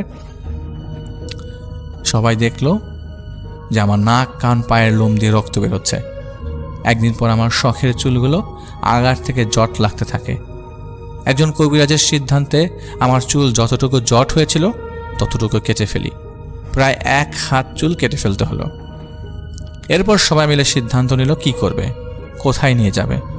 তখন ডাক্তার এবং কবিরাজ দুটোই দেখানো হচ্ছে, কিন্তু কোনো কাজ হচ্ছে না। আশ্চর্যের বিষয় কি জানেন, কবিরাজ দেখাতে যাব, হয় আমাদের যেতে বাধা পড়ছে, না হয় কবিরাজ বাড়ি নেই, অসুস্থ রোগী দেখবে না, এমন হচ্ছে। তবুও তো আমি গ্রামের মেয়ে, যে যার লোকেশন দিয়েছে আমাকে আব্বু সেখানেই নিয়ে গেছে। কিন্তু সময়ের সাথে সাথে আমার সমস্যা হালকা কমে, তবে পূর্ণিমা রাতে এবং অসুস্থ থাকাকালীন সময়, দুর্গাপূজার সময় পড়ে যায়, কারণ আমার শরীরে আবার সমস্যা দেখা দেয়। ততদিন আমি সবাইকে চিনি, কথা বলি, সবই ঠিক আছে, শুধু সমস্যাগুলো যাচ্ছে না। আমি নিজেও চেষ্টা করছিলাম কিভাবে সুস্থ হব। তো এবার সমস্যাগুলো ছিল গায়ে জ্বালা পড়া, মাথা ব্যথা এবং গায়ের বসন্তের মতো গুটি ওঠা। এভাবে আমার 2020 সাল 20-এর মতোই গেল। তবে অবাক করার বিষয় হলো, যত কবিরাজের কাছে গিয়েছি না কেন, সবার এক কথা, ছবি বাবা মার নাম দিয়ে কালো জাদু করা হয়েছে। বাকিটা আল্লাহ জানে। আমার সমস্যার সমাধান হয় না। তারপর অনলাইনে, অফলাইনে, কবিরাজ বলেন, তান্ত্রিক বলেন, আমি সব খোঁজা শুরু করলাম। কিন্তু কে জানে আমার জন্য সামনে আরও বিপদ তারা করবে। একজন পেয়েছিলাম, তার বাসা ঢাকার ধানমন্ডিতে। আমাকে যে ঠিকানা দিয়েছিল ধানমন্ডি, নাম তার জামান, আর কিছু বলেনি। তবে সেই লোক আমাকে সমাধানের পথ খুঁজে দিবে, শর্ত তাকে বিয়ে করতে হবে। আমি জানি না এটা কেমন শর্ত। তারপর টাকা দেওয়ার কথা থাকলেও তার শর্ত মানতে হবে। সব কিছু চিন্তা করে দেখলাম আমাকে সব বাদ দিয়ে আল্লাহর নাম স্মরণ করতে হবে। তাই শুরু করলাম। আল্লাহর কি রহমত, আল্লাহর কি দয়া, আমি পুরো সুস্থ না হলেও আমার একটু ভাল লাগতো। আমি অনেক কবিরাজের সন্ধান অনলাইনে পেলেও একজন কবিরাজের সাথে পরিচয় হয় আমার। তান্ত্রিক বা অসাধু লোক বলবো কিনা আমি জানি না, মাঝে মাঝে ছোট বোন বা বন্ধুর মতো সাপোর্ট দিত। সব মিলিয়ে তাকে দাদা ডাকতাম। সে যে এত বড় ক্ষতি করবে তা আমার জানা ছিল না। তার নামও আমি উল্লেখ করছি, তার নাম তুর্য মৈত্রী।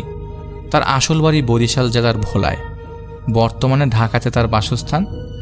তার নানা বা দাদু ছিলেন খুলনার বিখ্যাত কালো জাদুকারী তান্ত্রিক বা সাধক। তার নাম জানি না কি বলছে, মনে নেই। অবশ্যই সে দাদু বা নানু মারা গেছে। তিনিও আমাকে বিয়ে করার কথা বলে এবং নানাভাবে আমাকে প্রেশার দিতে থাকে। বলে বিয়ে করো না হলে আমাকে কখনো আমার স্বামীর সংসার করতে দিবে না। মজার বিষয় কি, ওই সমস্যার পরে আজও আমার কোনো বিয়ের প্রস্তাব আসেনি। সব মিলিয়ে সিম বন্ধ করে দিয়েছিলাম প্রায় 8 মাস। তারপর সিম অন করি। ততদিনে ওই তুর্য নামের লোকটা নিজেকে শক্তিশালী করতে ভারতের যেখানে তন্ত্র সাধনার কাজ হয়, এক কথায় কামরূপ কামাখ্যা গিয়েছেন। সেখান থেকেই আমার সাথে যোগাযোগ করার চেষ্টা করছিল, কিন্তু লোকটা ব্যর্থ হয়েছিল। কিছুদিন আগের ঘটনা, সিম তো আর চেঞ্জ করিনি, তাই জুলাই মাসে যোগাযোগ করেছিল এবং তারপরেই আমার সাথে ঘটে অদ্ভুত কিছু ঘটনা। গত 2 বছর সমস্যাগুলো ফেস করছি। গায়ের তাপমাত্রা অনেক থাকে, কিন্তু থার্মোমিটারে ওঠে না। রাতে ঘুম হয় না, রক্তবমি শুরু হয়েছে এবং সব সময় মনে হয় কেউ আমাকে ফলো করছে। রাতে ঘুমানোর সময় মনে হয় কেউ আমার দিকে তাকিয়ে আছে। গায়ে জ্বালা পোড়া, রোদ বাড়ার সাথে সাথে সমস্যাও বেশি হয়। আরেকটা সমস্যা আগের বারও ছিল এবং এখনও হচ্ছে, যে রাতে যে স্বপ্ন দেখি সকালে সেটা সত্যি না হলেও 2 থেকে 5 দিনের মধ্যে সেটা হয়ে যায়। গত মাসের 26 তারিখে একটা ঘটনা। 3 দিন আগে একটা নতুন জামা কিনে নিয়ে এসেছিলাম এবং 2 দিন পরার পরও থেকে আজ জামাটা আমি খুঁজে পাইনি। 27শে জুলাই রাতের একটি ঘটনা। অনেক রাত, প্রায় 2টা বাজে। ঘুম তেমন হতো না। বাথরুমে যাওয়ার সময় ফোনের লাইট জ্বালিয়ে ডাইনিংয়ের লাইট জ্বালিয়ে গিয়েছিলাম। বাথরুম থেকে বের হয়ে দেখি ডাইনিংয়ের লাইট অফ, ফোনেরও লাইট অফ। 28শে জুলাই দুপুরের আরও একটি ঘটনা। গোসলে ঢুকছি, কাপড় চোপড় সব ঠিক করে ঢুকেছি। আমার খুব ভালোভাবে মনে আছে, গোসল শেষ করে দেখি জামা সালোয়ার সব উল্টো পরা। তারপর ভাবছি হয়তো অতিরিক্ত টেনশন করতে যে সমস্যা হচ্ছে। ডক্টর দেখালাম, সব কিছু বললাম ডক্টরকে। কিছু ওষুধ সাজেস্ট করলেন এবং 1 সপ্তাহ ওষুধ খাওয়ার পর ঘুম ঠিক মতো হচ্ছে, তবে রক্ত বমি মাঝে মাঝে হচ্ছে। এমনকি সেই ওষুধের কাগজটা পর্যন্ত হারিয়ে ফেলেছি, আর পাচ্ছি না। সেখানে ঘুমের ওষুধ ছিল, এখন বর্তমানে ওষুধের প্যাকেট দেখে ওষুধ খাচ্ছি। ঘুম ঠিক মতো হলেও রক্ত বমি, গায়ে জ্বালা পড়া ঠিক আগের মতো হচ্ছে। প্রচুর চুল উঠছে, কিছু খেতে পারি না। বর্তমানে পড়াশোনার সুবাদে ফরিদপুর থাকি। অনার্স 4র্থ বর্ষের ছাত্রী আমি। জানি না ঘটনা আপনাদের কতটা ভালো লাগবে। এখানে ঠিক আগের মতোই অসুস্থ এখনও। এই অসুস্থতার সাথে লড়াই করে কতদিন বেঁচে থাকতে পারবো আমার জানা নাই। যার হাত ধরে এই ভৌতিকতা গ্রুপে আসা, তার পরিচয়ও তুলে ধরছি। তার নাম রায়হান। সে আমার জীবনে দেখা শ্রেষ্ঠ মানুষ। তাকে যেন আল্লাহ সুস্থ রাখেন। আপাতত এতটুকু আমার জীবনের ঘটনা শেয়ার করলাম।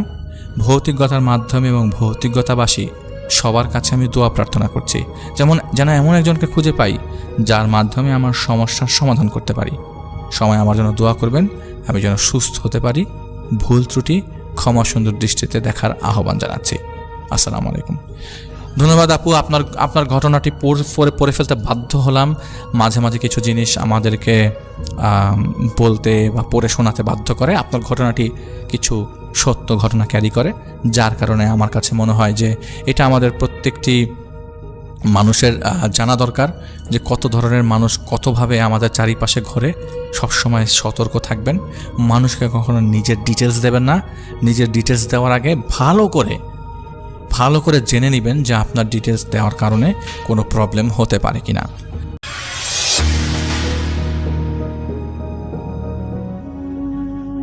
ঘটনাটি আমাদের সাথে শেয়ার করেছেন ফাহিম আজাদ শ্রীমঙ্গল থেকে।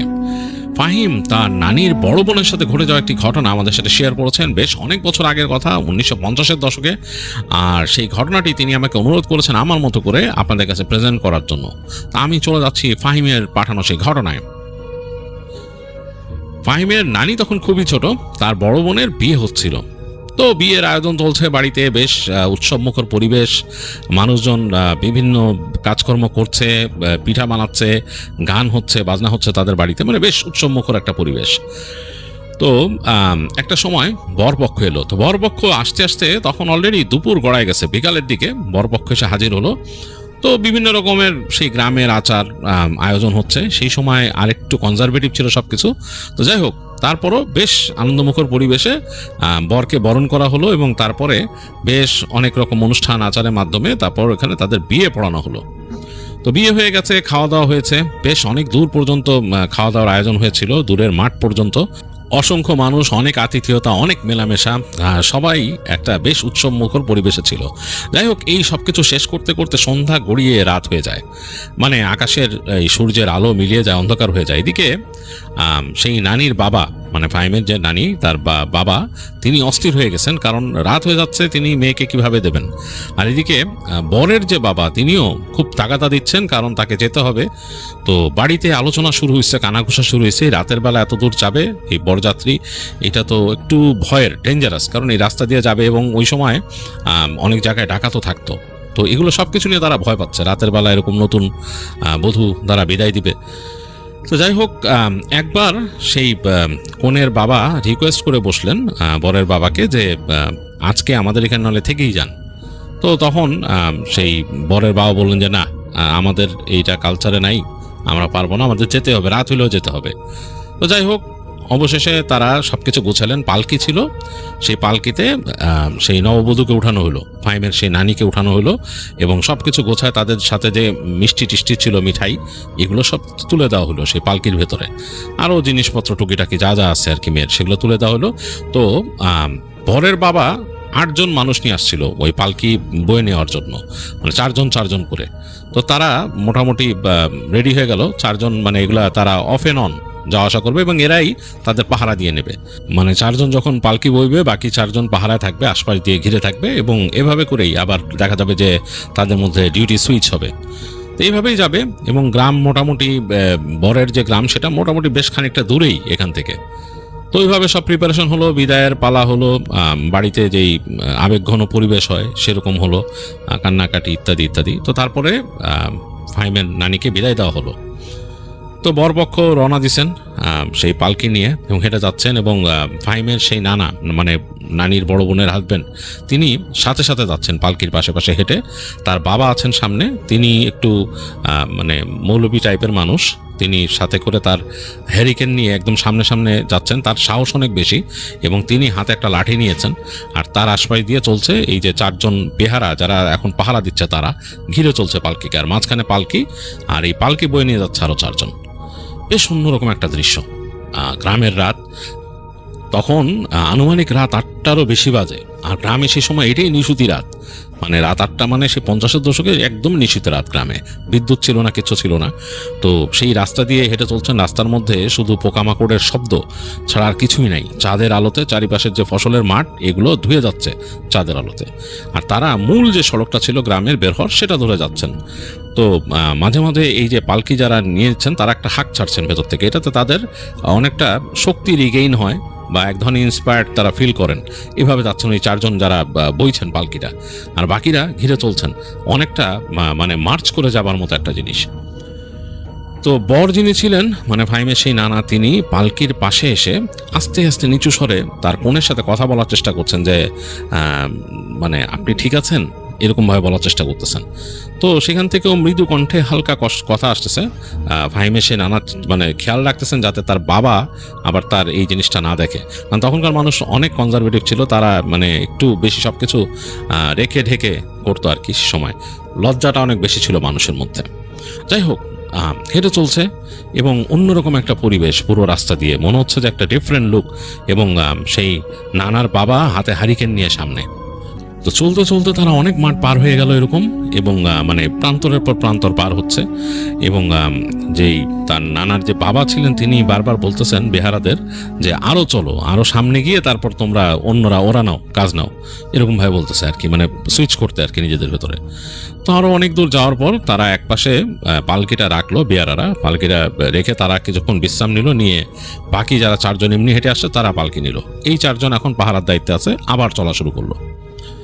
এবার চলতে চলতে তারা এই যে গ্রামের যে মূল সীমানা এটা পার হয়ে গেল, এখন ঢুকছে পাশের গ্রামে, এবং সেটা অনেক এই পাশের যে গ্রামটা এইটা একটু টিলা টক্কর দিয়ে ঘেরা, চারিপাশে টিলা টিলা আছে অনেক বেশি, এবং রাস্তাগুলা বেশ এরকম মানে পেছানো পেছানো রাস্তা, টিলার মাঝখান দিয়ে কেটে বানানো অনেক রাস্তা আছে এরকম, মানে একটু অন্যরকম রাস্তাটা, এবং গাছপালা অন্যরকম, টিলার উপরে বড় বড় গাছ, এবং মানে দূরেও দেখা যাচ্ছে যে এই জায়গাতে টিলা একটু শেষ কিছু জায়গায় সমতল জায়গাটার মধ্যে অসংখ্য গাছ, মানে মনে হচ্ছে যে একটা বন্য পরিবেশ এর মধ্যে দিয়ে যাচ্ছে, এবং মেঘে আকাশটা ছেয়ে আছে বেশি।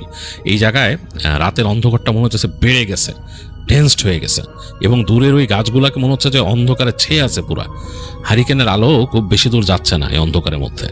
তো ওই জায়গা দিয়ে যখন চলছে টিলার মাঝখান দিয়ে, তখন এই যে 4 জন এক্সট্রা বেহারা ছিল যারা পাহারা দিয়ে চলছিল, তারা হেঁটে কাছে চলে আসে বরের বাবার কাছে। তো তারা তাকে কিছু একটা বলে কানে কানে। তো বলার পরে যে বরের বাবা যিনি ছিলেন তিনি একটু মাথা নাড়লেন, এবং তিনি দেখলেন যে তিনি মানে জোরে জোরে কিছু দোয়া পড়তে পড়তে চললেন। তো ফাহিমের নানা যিনি ছিলেন, মানে যিনি বর, তিনি বুঝতেছিলেন না যে ব্যাপারটা কেন ঘটলো। তিনি মানে হঠাৎ করে তার বাবা এরকম দোয়া পড়া শুরু করলেন, এবং যারা ওখানকার বেহারা ছিলেন, যারা নাকি ওই পালকি বেয়ে নিয়ে যাচ্ছেন, তারা মনে হচ্ছে একটু জোরে জোরে হাঁক দিচ্ছেন। তো তিনি বুঝতে পারলেন না চেঞ্জিংটা কেন ঘটলো। তো তিনি জিজ্ঞেস করলেন ওই 4 জন যারা ওই পাশে পাশে চলতেছেন বেহারা, যারা এখন মানে রিল্যাক্সে আছেন, তাদের কাছে জিজ্ঞেস করলেন যে কি ব্যাপার। তো তারা বললেন, শুধু এর মধ্যে একজন বললেন জায়গাটা খুব একটা সুবিধার না, চলেন আপনি হাইটা চলেন, আপনি পালকির পাশে থাকেন একদম। তো তিনি আর কিছু বললেন না। ফাহিমের নানা তিনি চিন্তা করলেন যে হতে পারে চোর ডাকাত কত কিছু থাকতে পারে, গ্রামের রাস্তাঘাট তো ভালো না, তিনিও জানেন যে এরকম রাস্তা দিয়ে রাতের বেলা শান্ত মানুষই চলে না, এরকম অবস্থা।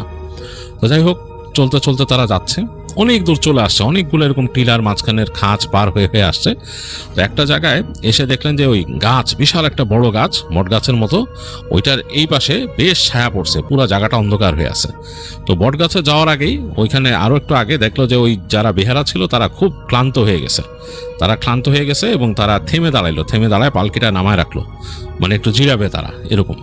তো বাকি নতুন যারা বেহারা তারাও দায়িত্ব নেওয়ার জন্য রেডি, মানে এখান থেকে আবার তারা নিবে। আর বোঝা গেল যে এইটা আরেক গ্রামের একটা অংশ শুরু হয়ে গেছে এখান থেকে, কারণ এই পাশে ফসলের মাঠ আছে বিশাল, দেখা যাচ্ছে যে বিশাল ফসলের মাঠ, এখানে চাষাবাদ হচ্ছে। আর দূরে তাকালে দেখা যাচ্ছে, বোঝা যাচ্ছে ওখানে নদী, মানে এই ফসলের মাঠের ওই পারে নদী মনে হয় বেঁকে গেছে, ওখান থেকে চাঁদের আলো পড়ে একটা রিফ্লেকশন ছুটতেছে সেই একদম প্রান্তে মনে হচ্ছে। তো জায়গাটা বেশ সুন্দর। তো ওখানে যখন তারা বসে সবাই, প্রত্যেকটা বেহারাই বসে গেছে। যে বরের বাবা ছিলেন তিনি একটু মানে মনে হচ্ছে একটু শক্ত সামর্থ্য মানুষ, তিনি লাঠিটা নিয়ে পাশে যে একটু উঁচা একটা মাটির মতো জায়গা সেইখানে বসলেন, বসে তিনি জিরাচ্ছেন। আর বর যিনি ছিলেন তিনি ঠিক পালকির পাশেই বসে রইলেন। একটু পরে দেখা গেল যে শব্দ আসতেছে তাদের পাশে, যে ওইখানে যে ঝোপঝাড় আছে ওটার মধ্যে শব্দ আসতেছে। তো ঝোপঝাড়ের শব্দ হওয়ার ফলে মানে সবাই একটু সচকিত হয়ে গেল যে কি ব্যাপার, শব্দটা কিসের। এর মধ্যে একজন দেখলো যে একটা কুকুরই হবে, কারণ কালো কুচকুচে চোখ দুটা জ্বলতেছে, ওইটা ঝোপের মধ্যে থেকে মাথা বের করছে, এবং ওইটা মুখ খুলে রাখছে, ওইটার ভেতরে দাঁত দেখা যাচ্ছে সাদা রঙের। এটা একজন বেহারা দেখছে। তো বেহারা দেখে ওই বলে জোরে চিৎকার করছে, ওকে ধমক দিয়ে, মানে এরকম করে ধমক দিছে। রাতের মধ্যে এই ধমকের শব্দটা খুব লাউড মনে হয়েছে, কারণ কুকুরটা কিন্তু তখনও শব্দ করেনি। সে ধমক দেওয়ার সাথে সাথেই কুকুরটা একটা শব্দ করলো গড়গড় করে, তারপর দেখলো আরও 4-5টা কুকুর তার পিছিয়ে পিছিয়ে বেরোয় আসলো, এবং সেগুলো সব এরকম কালো রঙের। এবং এর মধ্যে সবচেয়ে সামনে যেটা আছে সেটা ডাকলো, ঘেউ ঘেউ করে ডাকলো, বেশ ভয়ঙ্করভাবে কয়েকবার ঘেউ ঘেউ করে ডেকে তারপর আবার লম্বা একটা শব্দ করলো, হাউলের মতো, কান্নার মতো আর কি, মানে বেশ ভয়ঙ্কর, মানে একটা পিলে চমকে যাওয়ার মতো ডাক। তো ফাহিমের নানা একটু ভয় পেয়ে গেলেন, মানে তিনি তো একদম ইয়াং, তিনি ভয় পেয়ে গেছেন। তার নব্যবিবাহিতা স্ত্রী ওই ইসের মধ্যে বসা, পালকিতে বসা।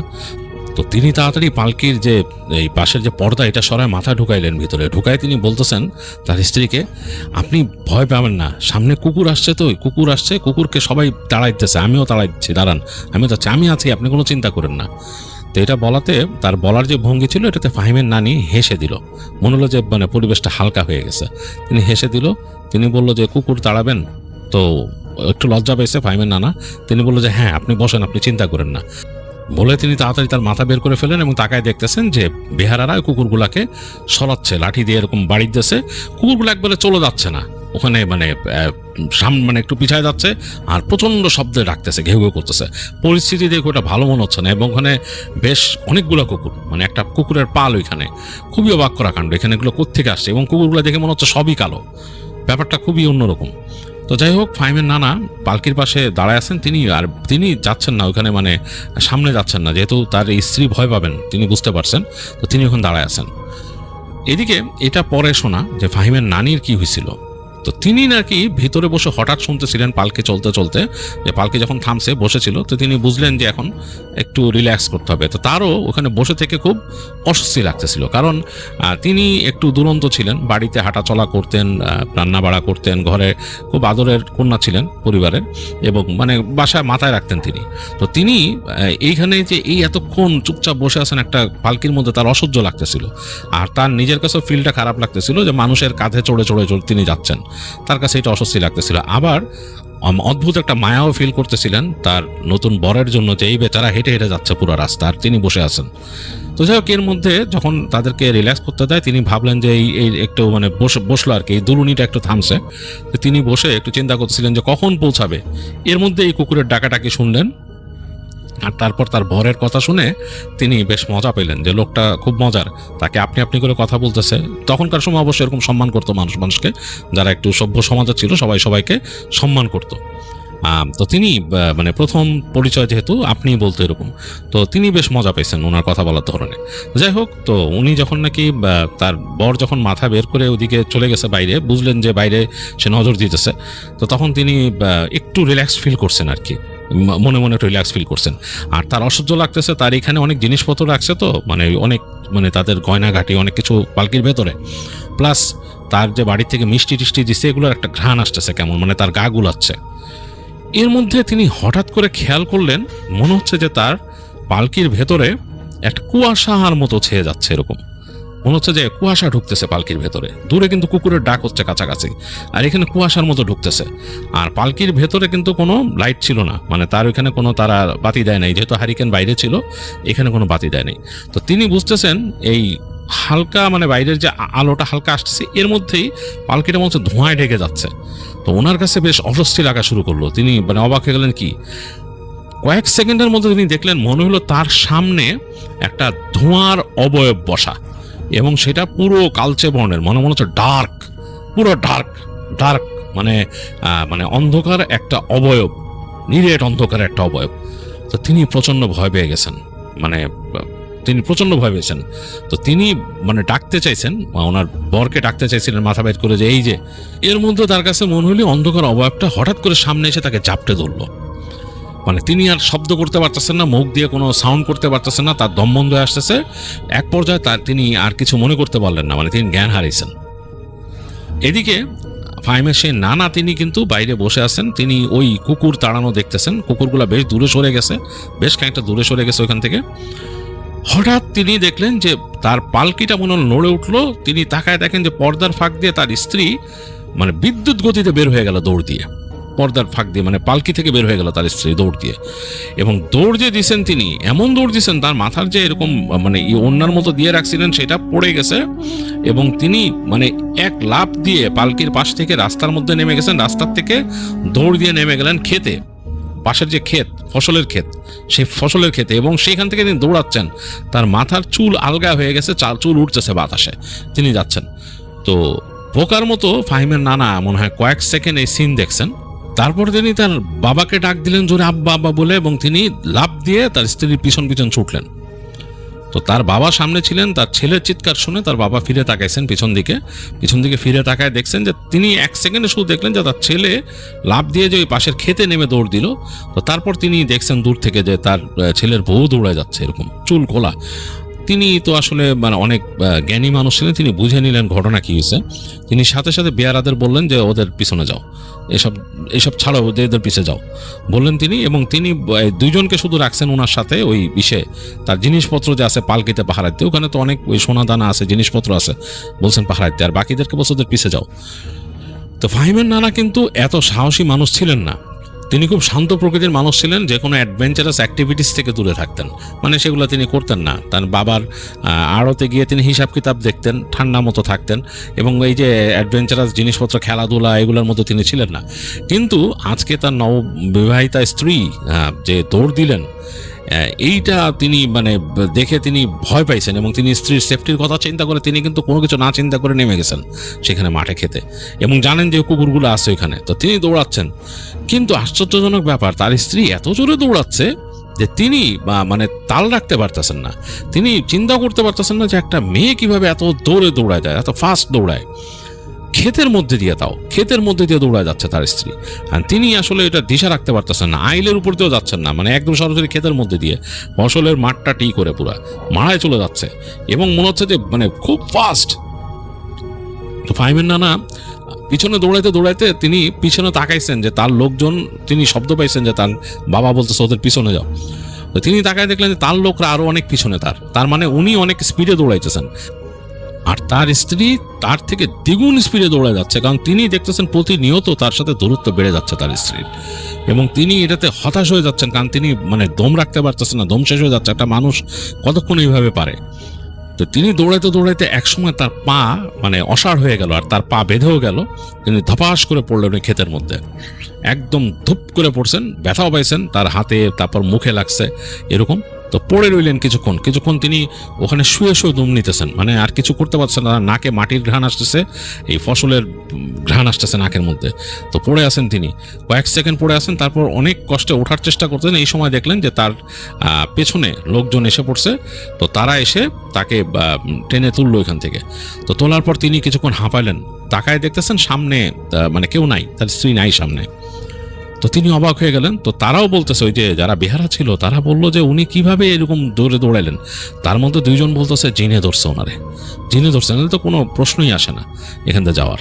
তো মানে এইভাবে কেমনে গেল? তো পিছনে দুইজন বলতেছে আমরা শুধু দেখলাম দূরে একটা ছোট এরকম বিন্দুর মতো এরকম চলে গেল, মনে হলো বাতাসে ভেসে চলে গেল ওইখানে, এরকম ওই দিকে গেছে শেষের দিকে, একজন বলছে ওই দিকে গেছে।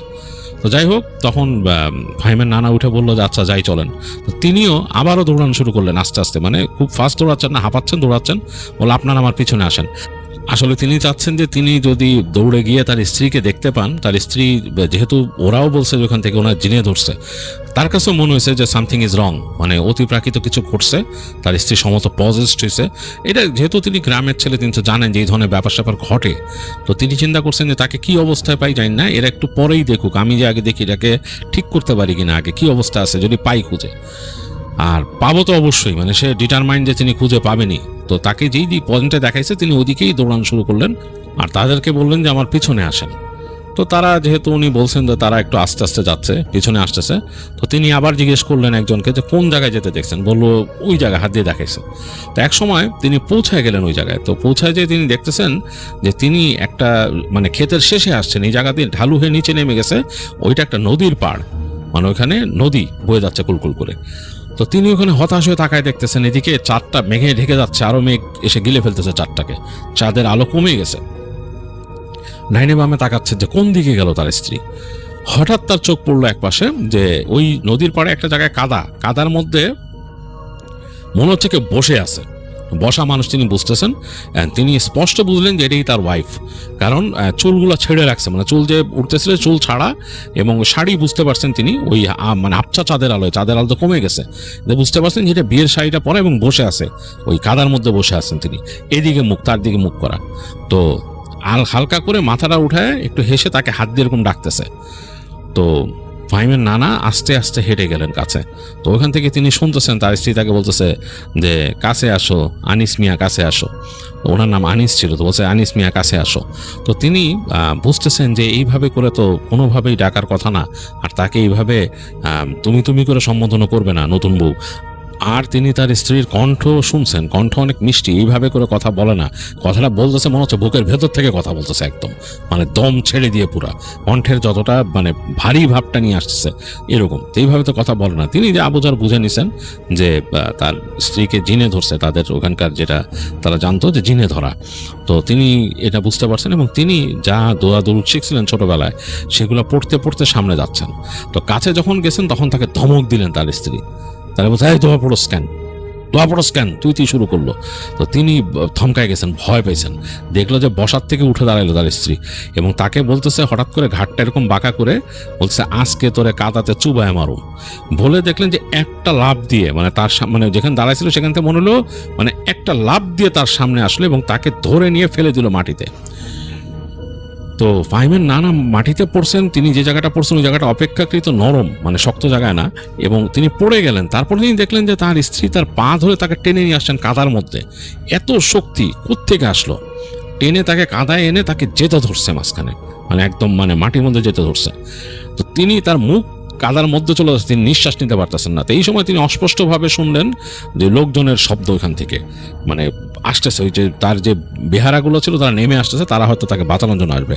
তো তিনি তখন অবচেতন মনে চিন্তা করলেন যে এরা থামাইতে গেলে তো তারা মানে আমার স্ত্রীকে ধরবে, তো তিনি সেটা চান না যে তার স্ত্রীকে ধরুক কেউ। তো তিনি মানে সে মানে খুব মনে মনে খুব শক্তি নিয়ে এবং মানে আল্লাহর কাছে প্রার্থনা করে মাথা জোরে তুললেন ওখান থেকে, কাদার ভেতর থেকে চান জীবন দিয়ে মাথা তুলে ফেললেন। মাথা তুলে তিনি তার স্ত্রীকে মানে সরাই দিলেন ওখান থেকে, সরাই দিয়ে সবাইকে বলে এই দূরে দাঁড়ান বলে তিনি তার স্ত্রীকে চেপে ধরছেন। তার স্ত্রীর গায়ে প্রচণ্ড শক্তি, তার থেকে ছুটে যাওয়ার চেষ্টা করতেছে। এখন তিনি তখন স্ত্রীকে চেপে ধরে তিনি একটা সূরা পড়া শুরু করলেন। তো তিনি যখন পড়তেছেন তার স্ত্রী ছটফট করতেছে, মনে তার হাত থেকে ছুটে যাবে। এক পর্যায়ে মনে হলো যে তার স্ত্রী বাতাসে উড়ে যাবে, এরকম উড়ে যাবে। তো তিনি তার দুইটা পা টেনে ধরলেন। এরকম খুবই আশ্চর্যজনক ব্যাপার যে একটা মানুষ বাতাসে উড়ে যাবে এরকম একটা অবস্থা। তিনি দুই পা টেনে ধরছেন, নিজে টেনে ধরলেন এবং সবাইকে বললেন যে আমাকে চাপটায় ধরেন, বেহারাদেরকে বললো। তো তারা তাকে জাপটায় ধরলো। তো তিনি প্রাণপণ শক্তি দিয়ে ধরে রাখছেন পা। একটু পরে দেখলেন যে ওই তার স্ত্রী ধাপ করে পড়ে গেল, কাদার মধ্যে পড়ে গেল, জ্ঞান হারাইলো। তো যাই হোক তিনি স্ত্রীকে উঁচা করে ধরলেন, হাঁপাচ্ছেন, কাদা সারা শরীরে মাখামাখি। বেহারারা তাকে ঘিরে ধরলো এবং তারা সবাই মিলে ফেরত আসলো পালকির কাছে। দেখলো যে ওই জায়গায় তার বাবা দাঁড়ায় আছেন, সাথে আরও দুজন বেহারা নিয়ে, এবং তাদের ওই জায়গায় কোনো কুকুর টুকুর আর আসে নাই। তো তার বাবাকে তিনি বললেন যে এরকম জিনে ধরছে। তো তার বাবা বললো তাড়াতাড়ি নিয়ে চলো, তুমিও পালকিতে উঠে বসো। তো তিনিও আর কোনো কথা বললেন না, তার মানে স্ত্রীকে নিয়ে তিনি পালকিতে উঠে গেলেন এবং পালকিতে উঠে তিনি স্ত্রীর মানে এরকম দুই পা এভাবে করে চেপে ধরে রাখলেন আস্তে করে, যে কখনো আবার ছুটে ওইখানে পালকির থেকে মানে লাফ টাফ না দেয় এরকম, কারণ তারা বুঝছেন, তারা গ্রামে জানতেন যে এরকম কি হয়। তো যাই হোক যাচ্ছেন, বেহারারা দ্রুত হেঁটে যাচ্ছেন এবং বাকি বেহারারাও এখন মানে কাজে লাগছে, তারাও পালকির অংশ ধরছে, বিভিন্ন ধরে যাচ্ছে, তাড়াতাড়ি ছুটে চলতেছে পালকি। তো অনেক দূর চলে আসছে। এই সময় তিনি শুনলেন তার স্ত্রী ওখান থেকে শুয়ে শুয়ে বলতেছেন তারে গলার ভেতর থেকে কেমন একটা ভারী শব্দ দিয়ে, যেটা তিনি কখনো কল্পনাও করেননি। বলছে আনিস মিয়া, আজকে তোমার খবর আছে, তোমার দাদা আমারে ছুটাইছিল, আজকে তোরে শেষ করে দিমু, তোর বউরেও শেষ করে দিমু। তো এগুলো বলতেছে, তো আনিস মিয়া বলতেছেন চুপ চুপ বলে দোয়া পড়তেছেন। তো দেখলেন যে তার বউ ওখানে ছাটাফাটা শুরু করলো এবং পালকি এরকম কাঁপতেছে। তো বিহারারা ওখান থেকেই হয়ে গেছে যে কি হয়েছে। তিনি বলতেছেন ঠিক আছে, সব চিন্তা করেন না। তিনি যতদূর পারতেছেন চেষ্টা করে তার স্ত্রীকে ধরে রাখতেছেন ওইখান থেকে, মানে হাত পা চেপে ধরে রাখার চেষ্টা করতেছেন। যাই হোক এই মানে একটা খুবই বাজে অবস্থা ভেতরে এরকম। যাই হোক এরকম করতে করতে কষ্ট করতে বেহারারা তারা চেষ্টা করলেন, প্রাণপণ চেষ্টা করলেন। চলতে চলতে তারা একসময় চলে আসলেন তাদের গ্রামের কাছাকাছি জায়গায়। তো সেইখানে একটা মৌলানা সাহেব থাকতেন, যাকে ফাহিমের নানার বাবা চিনতেন আর কি, কারণ ওই মৌলানা সাহেব এবং তার বাবা একসাথে পড়াশোনা করছিলেন, বেশ বয়স্ক মৌলানা সাহেব। তার বাড়িতে ঢুকে গেলেন তারা পালকি নিয়ে। তো ঢোকার পরে ফাহিমের নানার বাবা তাড়াতাড়ি দৌড়ে গেলেন ভিতরে যে জোরে যে দরজা নক, তখন তো অলরেডি রাত দুপুর, মানুষজন ঘুমায় আছে গ্রামে। তো তিনি জোরে জোরে দরজা নক করতেছেন, মানে এরকম কিল মারতেছেন দরজায়। তো দেখলেন একটু পরে মৌলানা সাহেব নিজেই খুলে দিলেন দরজা, কারণ তিনি ওই রাতের বেলা তাহাজ্জুদ পড়তেন, ইবাদত করতেন। তিনি বেরিয়ে আসলেন, বললেন কি ব্যাপার, কি হয়েছে, এরকম করতেছেন কেন?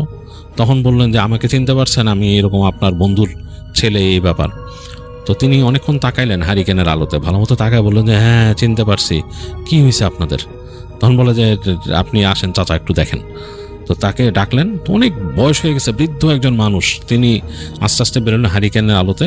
তো উনি যখন নাকি ওই ইসের কাছে আসছেন, ওই পালকির কাছে আসছেন, তখনই নাকি ছটফট করতেছিল ইসের বউ, মানে ফাহিমের নানি ছটফট করতেছিল, মনে হচ্ছে কি একটা জানি হয়ে গেছে। তিনি ওখানে আসার আগে কি জানি পড়া শুরু করলেন, মানে করে মানে বিড়বিড় করে তিনি দোয়া পড়তেছেন। পড়তে পড়তে পালকির কাছে গেলেন, যে পালকির উপর হাত দিয়ে দোয়া পড়লেন, পড়ে তিনি পালকির মধ্যে এরকম 3টা হাত দিয়ে এরকম বাড়ি দিলেন। দেওয়ার পর বলল যে কি হয়েছে, এখানে তো জিনের আসর দেখা যায়। তো তখন ফাহিমের নানার বাবা বললেন যে হ্যাঁ আসলে এরকম, চাচা আমার ছেলের বিয়ে করাইছি, এরকম সমস্যা এরকম আসার পথে হয়েছে। তো তিনি বললেন যে আচ্ছা ঠিক আছে, বউকে নামায় আনো এখান থেকে। তো নামাইলেন ওখান থেকে, ফাহিমের নানাই ধরে নামাইলেন।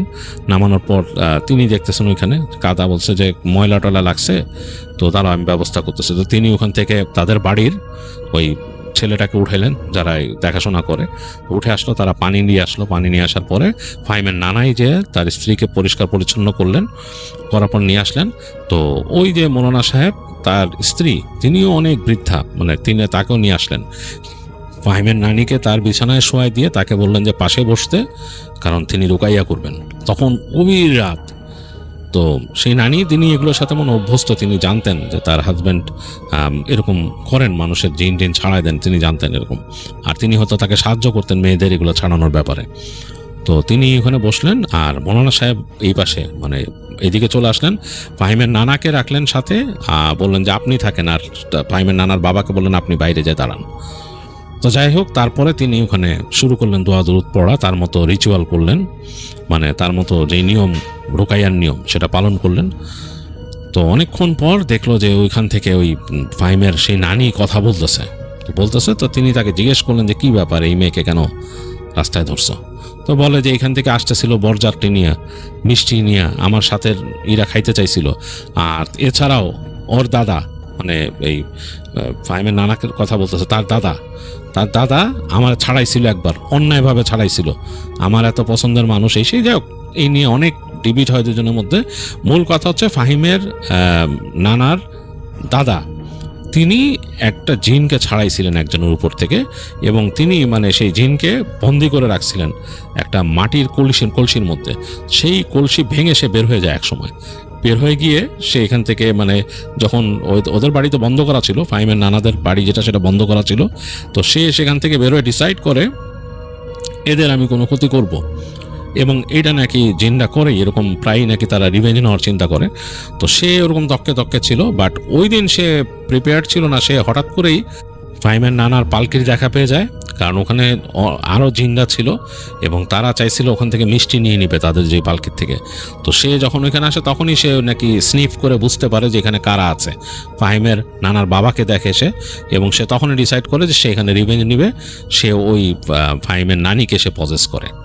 তো যাই হোক, তাকে ছাড়ানো হয়, এবং যেই ছিলেন মৌলভী সাহেব ছিলেন, তিনি বললেন যে তুই কি চাস যে তোকে আবারও আমি বন্দি করে ফেলি, তোরে আবারও আমি কোনো কলসে বন্দি করে রেখে দিই অনেক বছর? তো সে বলে না, সে চায় না ওইটা। তা বলে তাহলে তো কেমনে কি? বলে যে আমার তো প্রতিশোধ নেওয়া বাকি, তো কোনো প্রতিশোধ হবে না, কেমনে কি করবি তুই? তখন নাকি বলে যে আমি কোনো রকম আর করবো না, তবে আমাকে একটা ছাগল দিতে হবে, সুন্দর একটা কালো ছাগল দিতে হবে, যেটা শিং বাঁকা, 2 শিং থাকবে বাঁকা। তো এরকমভাবে শর্ত দেয় কিছু। তো শর্ত দেওয়ার পর মৌলানা সাহেব বলে এই রাতের বেলা তুই কেমনে এটা চাইলি, তোরে কিভাবে দিব? বলে এটা আপনার ব্যাপার। তো মৌলানা সাহেব অনেক চিন্তা করেন কিভাবে কি করবেন। তো তিনি ওই রাতের বেলায় তার লোককে পাঠান যে আশেপাশের কোনো বাড়িতে এরকম কালো ছাগল আছে নাকি। তো তার লোকরা যে এরকম 4-5টা বাসা খুঁজে, একটা বাসার মধ্যে একটা ছাগল পায়, সেটা 2টা শিং আছে, এটা একটু বাঁকা।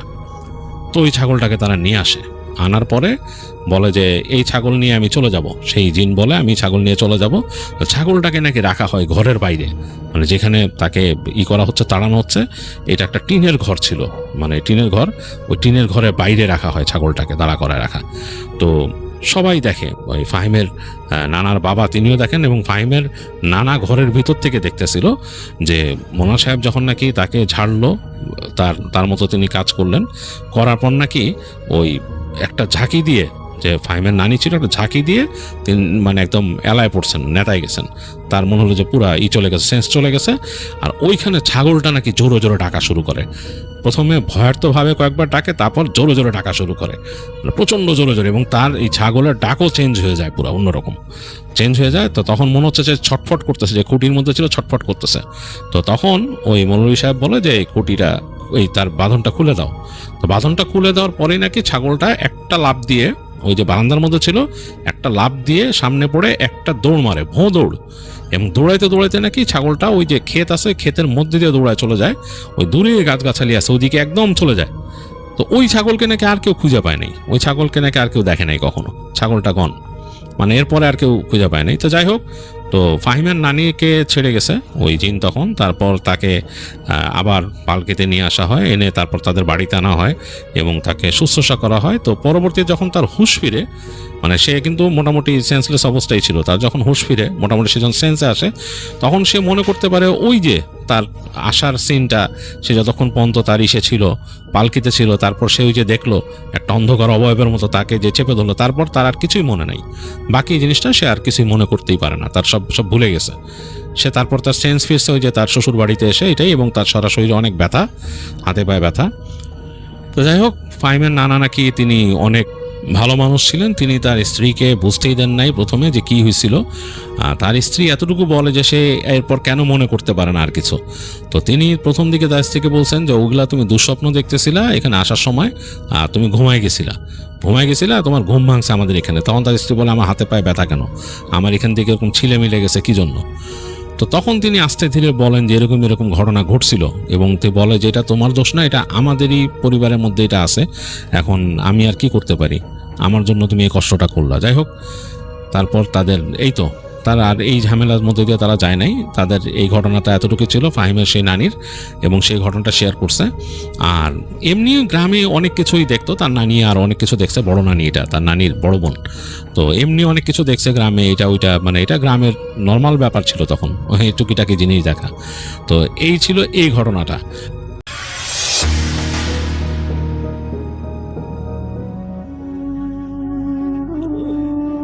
আমার বাইকের হেডলাইটের আলোটা যখন কুয়াশার দেয়াল ধাক্কা খেয়ে ঠিক আমার পায়ের ওপর এসে পড়ছিল, আমি তখন চারপাশটা ভালো করে দেখার চেষ্টা করছিলাম, কিন্তু আমার চোখ ফেলার আগেই আমার কাঁধের উপর দুটো বরফ ঠান্ডা লোমশ ডানা এসে চেপে বসল। পিঠের চামড়া ভেদ করে দুটো ধারালো নখ আমার হাড়ের ভেতর গেঁথে গেল। আমি তীব্র যন্ত্রণায় কোকিয়ে উঠলাম। আর ঠিক তখনই আমার কানের একদম কাছে একটা চামচিকার মতো খসখসে অথচ মানুষের মতো স্পষ্ট গলায় কেউ একজন ফিসফিসিয়ে বলল, অনেকদিন পর জ্যান্ত মানুষের তাজা রক্ত পাবো, তুই আর এখান থেকে ঘরে ফিরতে পারবি না। এমনটা শোনার পর আমি বাইকের এক্সিলারেটরটা পুরো ঘুরিয়ে দিয়েছিলাম, কিন্তু আমার বাইকের চাকাটা মাটির সাথে এমনভাবে জট পাকিয়ে গেল যে বাইকটা এক চুলো নড়ল না। আমার ঘাড়ের রগটা তখন কেউ দাঁত দিয়ে টেনে ছিঁড়ে ফেলার মতো উপক্রম হলো। এই ঘটনা ঘটেছিল 2023 সালের জানুয়ারি মাসের শেষের দিকে কুষ্টিয়া জেলার কুমারখালী থানার অন্তর্গত শিবপুর নামের একটা প্রত্যন্ত গ্রামে। আমার নাম রায়হান। আমি তখন একটা কুরিয়ার সার্ভিসের এরিয়া ম্যানেজার হিসেবে কাজ করতাম। অফিসিয়াল কিছু ঝামেলার কারণে সে রাতে কুষ্টিয়া শহর থেকে আমার ফিরতে বেশ দেরি হয়ে গিয়েছিল। যখন আমি আমার পালসার বাইকটা নিয়ে শিবপুরের মেঠো পথে ঢুকলাম, তখন ঘড়িতে রাত আনুমানিক 12:40। শীতের রাত, তার উপর কুয়াশার চারপাশ এতটাই অন্ধকার ছিল যে সামনের 5 ফিট পথও ঠিক মতো দেখা যাচ্ছিল না। রাস্তাটার এক পাশে মাইলের পর মাইল ফসলি জমি, আর অন্য পাশে একটা পুরনো পরিত্যক্ত শ্মশান ঘাট, যার পাশ দিয়ে বয়ে গেছে মরা করাই নদীর একটা শাখা। স্থানীয় মানুষের মুখে প্রচলিত ছিল, গভীর রাতে এই শ্মশান ঘাটের পাশ দিয়ে কেউ একা গেলে নাকি এক অদ্ভুত অতীব্র আত্মা চিল বা ইঁদুরের রূপ নিয়ে অথবা মাঝে মাঝে বাদুড়ের রূপ ধরে মানুষের উপর আক্রমণ করে। আমি বারংবারই এসব গল্পকে গজা খিচুড়ি বলে উড়িয়ে দিতাম। আমি তখন বাইক চালিয়ে শ্মশান ঘাটের কাছাকাছি কালচে বট গাছের সামনে পৌঁছালাম। হুট করেই আমার বাইকের ইঞ্জিনটা একটা অদ্ভুত শব্দ করে বন্ধ হয়ে গেল। হেডলাইটের আলোটাও দপ করে নিভে গেল। আমি বেশ কয়েকবার সেলফ স্টার্ট দেওয়ার চেষ্টা করলাম, কিন্তু কোনো কাজ হলো না। কুয়াশার ভিতর তীব্র ঠান্ডায় আমার হাত পা জমে আসছিল। চারপাশটা এতটাই নিঝুম হয়ে গিয়েছিল যে আমার নিজের বুকের ধরফানি আমি নিজেই শুনতে পাচ্ছিলাম। আমি বাইক থেকে নেমে পকেট থেকে মোবাইলটা বের করে টর্চ লাইটটা জ্বালালাম। ঠিক তখনই আমার মাথার ওপর বটগাছটার ডালপালা মরে শব্দে কেঁপে উঠল। বাতাস একদম বন্ধ, অথচ গাছের ডালগুলো এমনভাবে দুলছিল যে ওপার থেকে কেউ বিশাল ভারী কোনো ডানা ঝাপটাচ্ছে। আমি টর্চের আলোটা উপর দিকে ঘোরালাম। আলোটা গাছের মগডালে পড়তেই আমার কলিজা শুকিয়ে গেল। বট গাছের একটা মোটা ডালে উল্টো হয়ে ঝুলে আছে একটা বিশাল আকৃতির কুচকুচে কালো বাদুড়। কিন্তু ওটা কোনো সাধারণ বাদুড় ছিল না। ওটার আকার ছিল একটা পূর্ণবয়স্ক মানুষের সমান। তার ডানা দুটো মস্ত বড় এবং কুচকুচে কালো লোমে ঢাকা। সবচেয়ে ভয়ঙ্কর ছিল ওটার মুখটা। ওটার মুখটা বাদুড়ের মতো নয়, একটা বৃদ্ধ মানুষের মতো কুচকানো এবং চোখ দুটো জবা ফুলের মতো লাল হয়ে জ্বলছে। ওটা এক দৃষ্টিতে আমার দিকে তাকিয়ে ডানা দুটো ধীরে ধীরে মেলছিল। আমি ভয়ে স্তব্ধ হয়ে গেলাম। এক সেকেন্ডও দেরি না করে আমি বাইকটা ওখানেই ফেলে দিয়ে উল্টো পথে দৌড়াতে শুরু করলাম। কিন্তু কুয়াশার কারণে আমি বেশ জোরে দৌড়াতে পারছিলাম না। হঠাৎ করেই আমার মাথার উপর একটা ভারী টানা ঝাপটানোর শব্দ হলো,